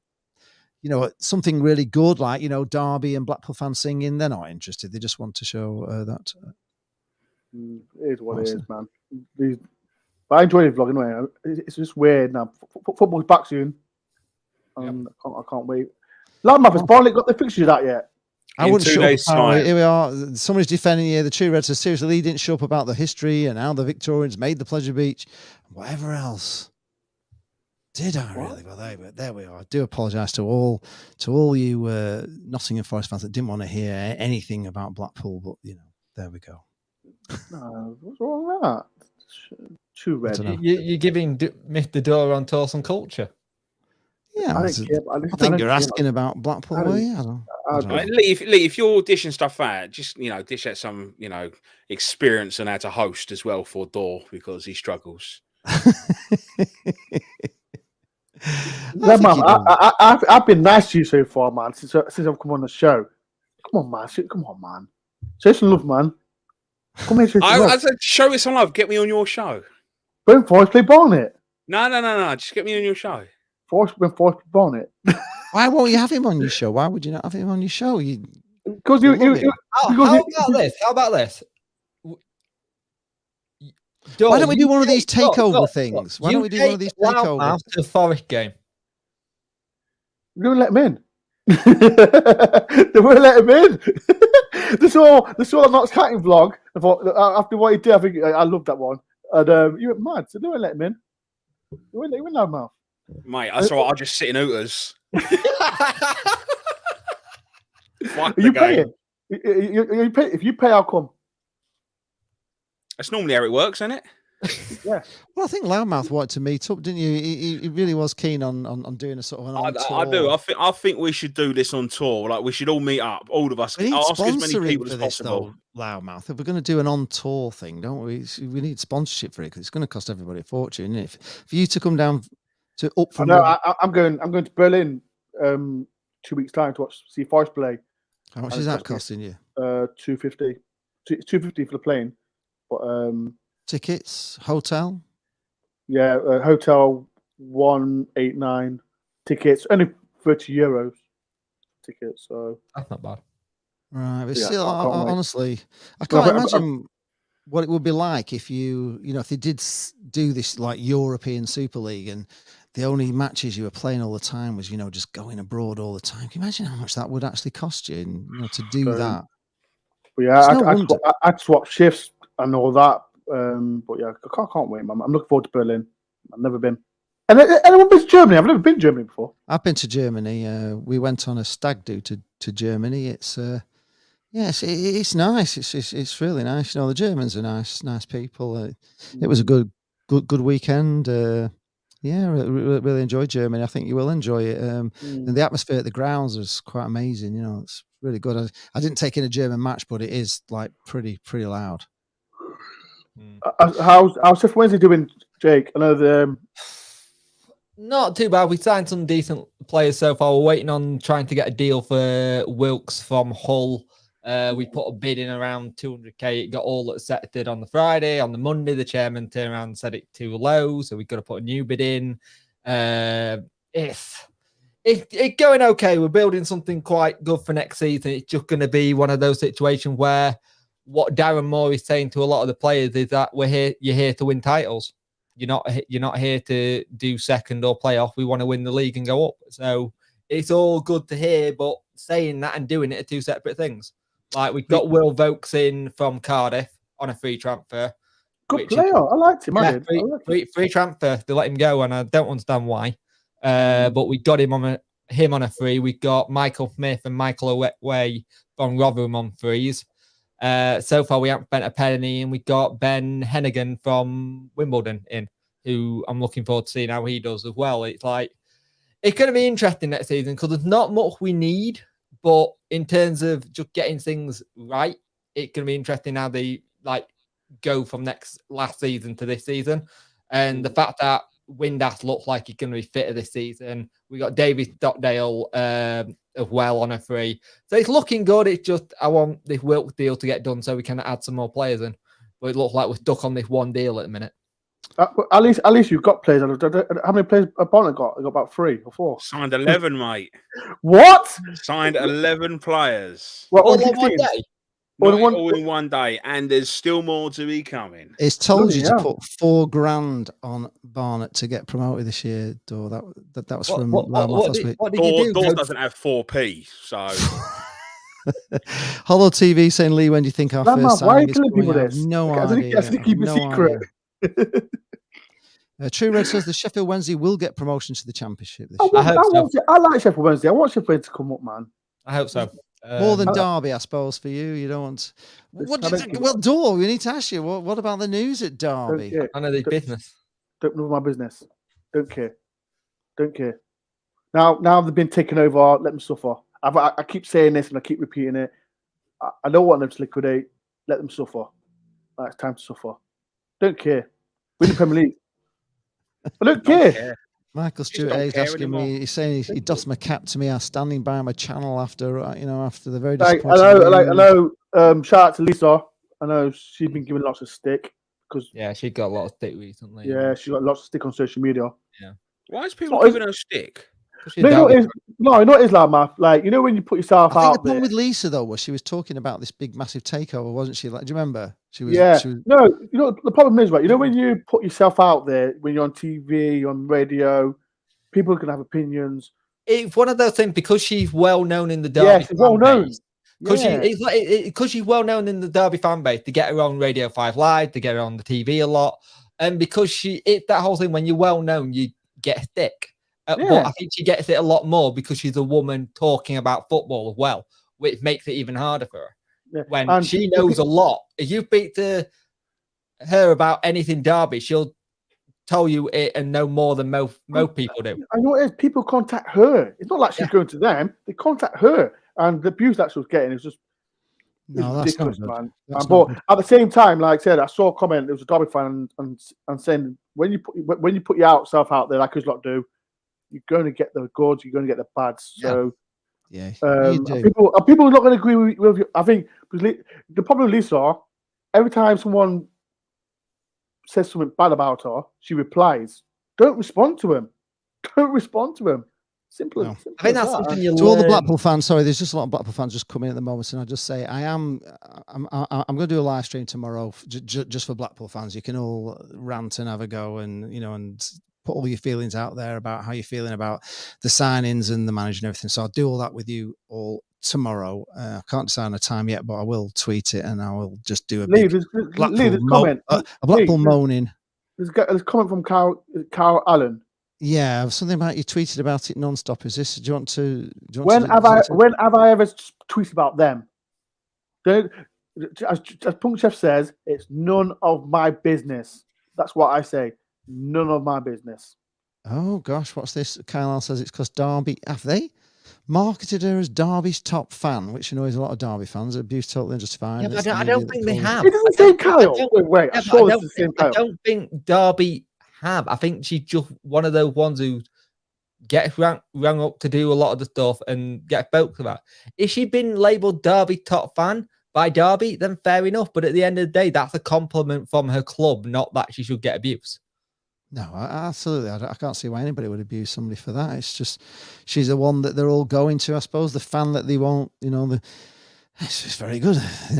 They never come to me to talk about it. In fact, they always go to Jane on our radio station. She always gets on the radio. Well, like I said, never ever include me. They never bring me in on any of it. So, but this is the thing. When you put yourself out there, you're going to get it. The good, the bad, and Forest fans said, I'm the same. Forest fans will. I've got loads of love from Forest fans, but you're going to get the people that doesn't like you. That's fine.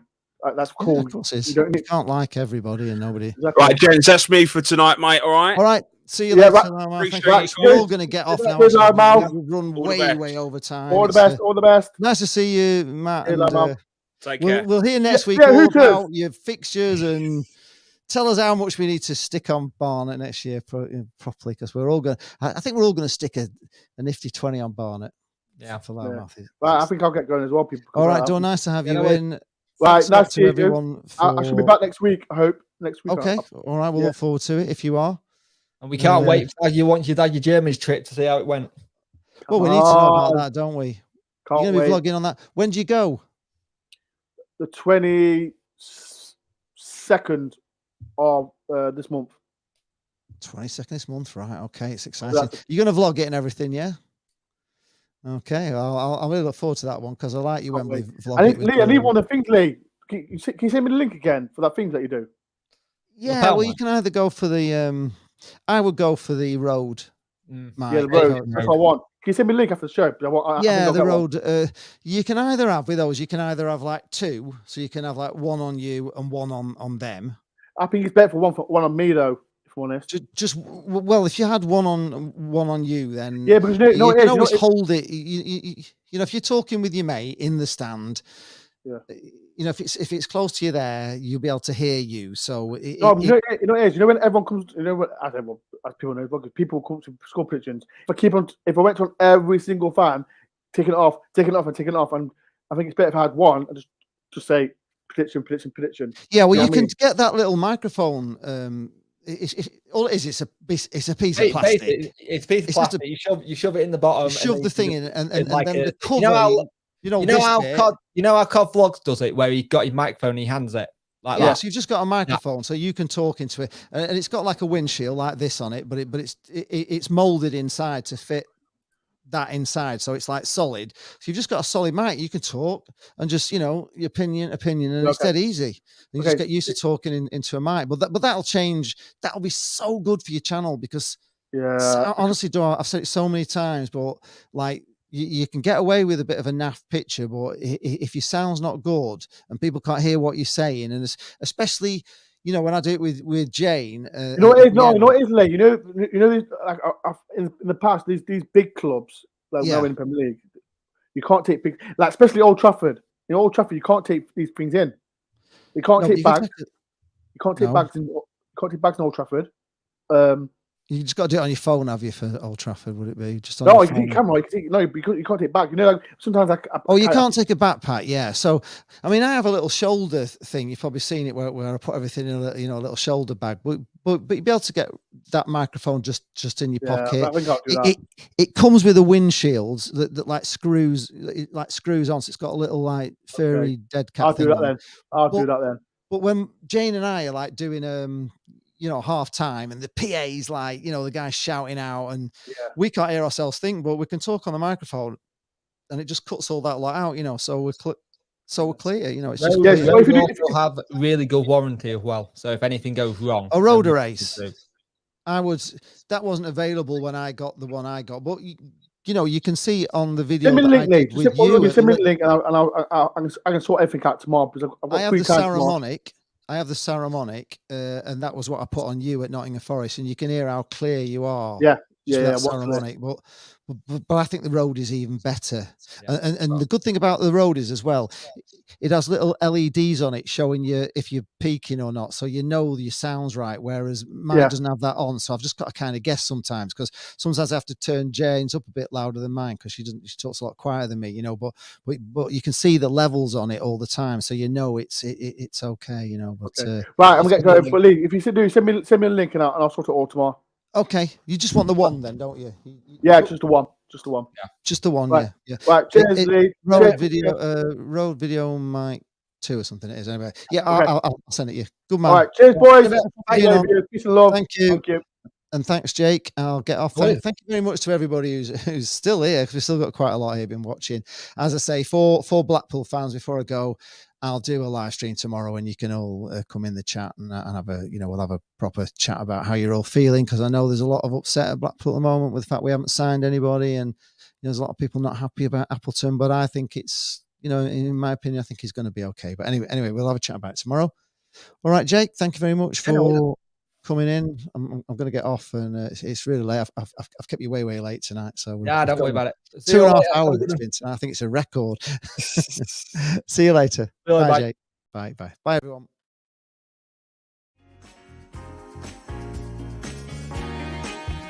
Thanks a lot for sticking right to the end. Hope you really enjoyed that show. We've had loads of fun with you guys, and hasn't there been some great guests on as well? If you haven't yet subscribed to the channel, please do. Also, give the video a like. YouTube really does appreciate that. Also, down below in the description of the video, I'll have the links to all the guest channels that have been on tonight. So if there's any of them that you really enjoyed and you want to check out more of the stuff they do, then please follow on the links below and also subscribe to them as well. It helps everyone grow. We'll be back again next week from 8 o'clock, finishing around about 10 o'clock. We'd love to have you back and we'd love to see you here again. So thanks a lot for watching, and we will catch you in the next one.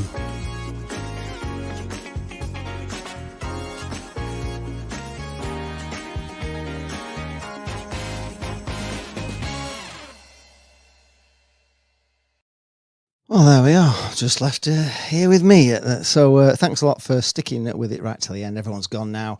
It's only Blackpool fans still in the comments. I'm sure there will be. I know. I think Michael tweeted earlier that 2 of the Appleton deals have fallen through. I hope they're not the 2 that he was saying that we were close to signing. It's all a little bit worrying, but having said that, I think we've got a decent squad. But I'll talk about it all with you tomorrow. I'm still upbeat. I'm not downbeat, but we'll see how the preseason goes. We've got some big games coming up. We'll be going to Leeds. So if you're going to York, we play Leeds. If you're going to York, see you there. Obviously, the Rangers coming up and Everton game as well. Hi, Paul. I'm absolutely fine. I'm getting off actually. The show was finished, but I was just doing a little bit of extra at the end just to tell Blackpool fans that I will be on tomorrow and we can have a little talk about everything that's going on. But oh, cheers, Robert. I'm glad you enjoyed it. It was a bit chaotic tonight. A few people couldn't make it, and a few of the people that came on, it's difficult really because we try and get football vloggers or podcasters that that have like microphones and lighting, and so it's all looks a certain way. But just tonight a few people wanted to come on and tell us about their clubs, and unfortunately there was a bit of noise and stuff. But normally it's we have some regulars on, but quite a few couldn't make it this week. But I'm glad you've enjoyed it. We just talk about football, and we try and talk with you guys about football as well. But as I say, tomorrow I will be back and we'll be talking just about Blackpool, because I know there's a lot of Blackpool fans come in the chat, and I can't always talk about Blackpool because there's the other guys as well talking about their club. So thanks a lot for tuning in. Thanks a lot if you've subscribed. If you subscribed to the channel already, we do appreciate you watching it, everything we do, and I'm looking forward to York and I think we're doing a football tourist guide for York as well. So it should be a great day. But thanks a lot for tuning in. I will see you all sometime tomorrow. Cheers, Rob. I'm glad you enjoyed it. I'll be back tomorrow, as I say, talking about Blackpool. See you all later, folks. Bye.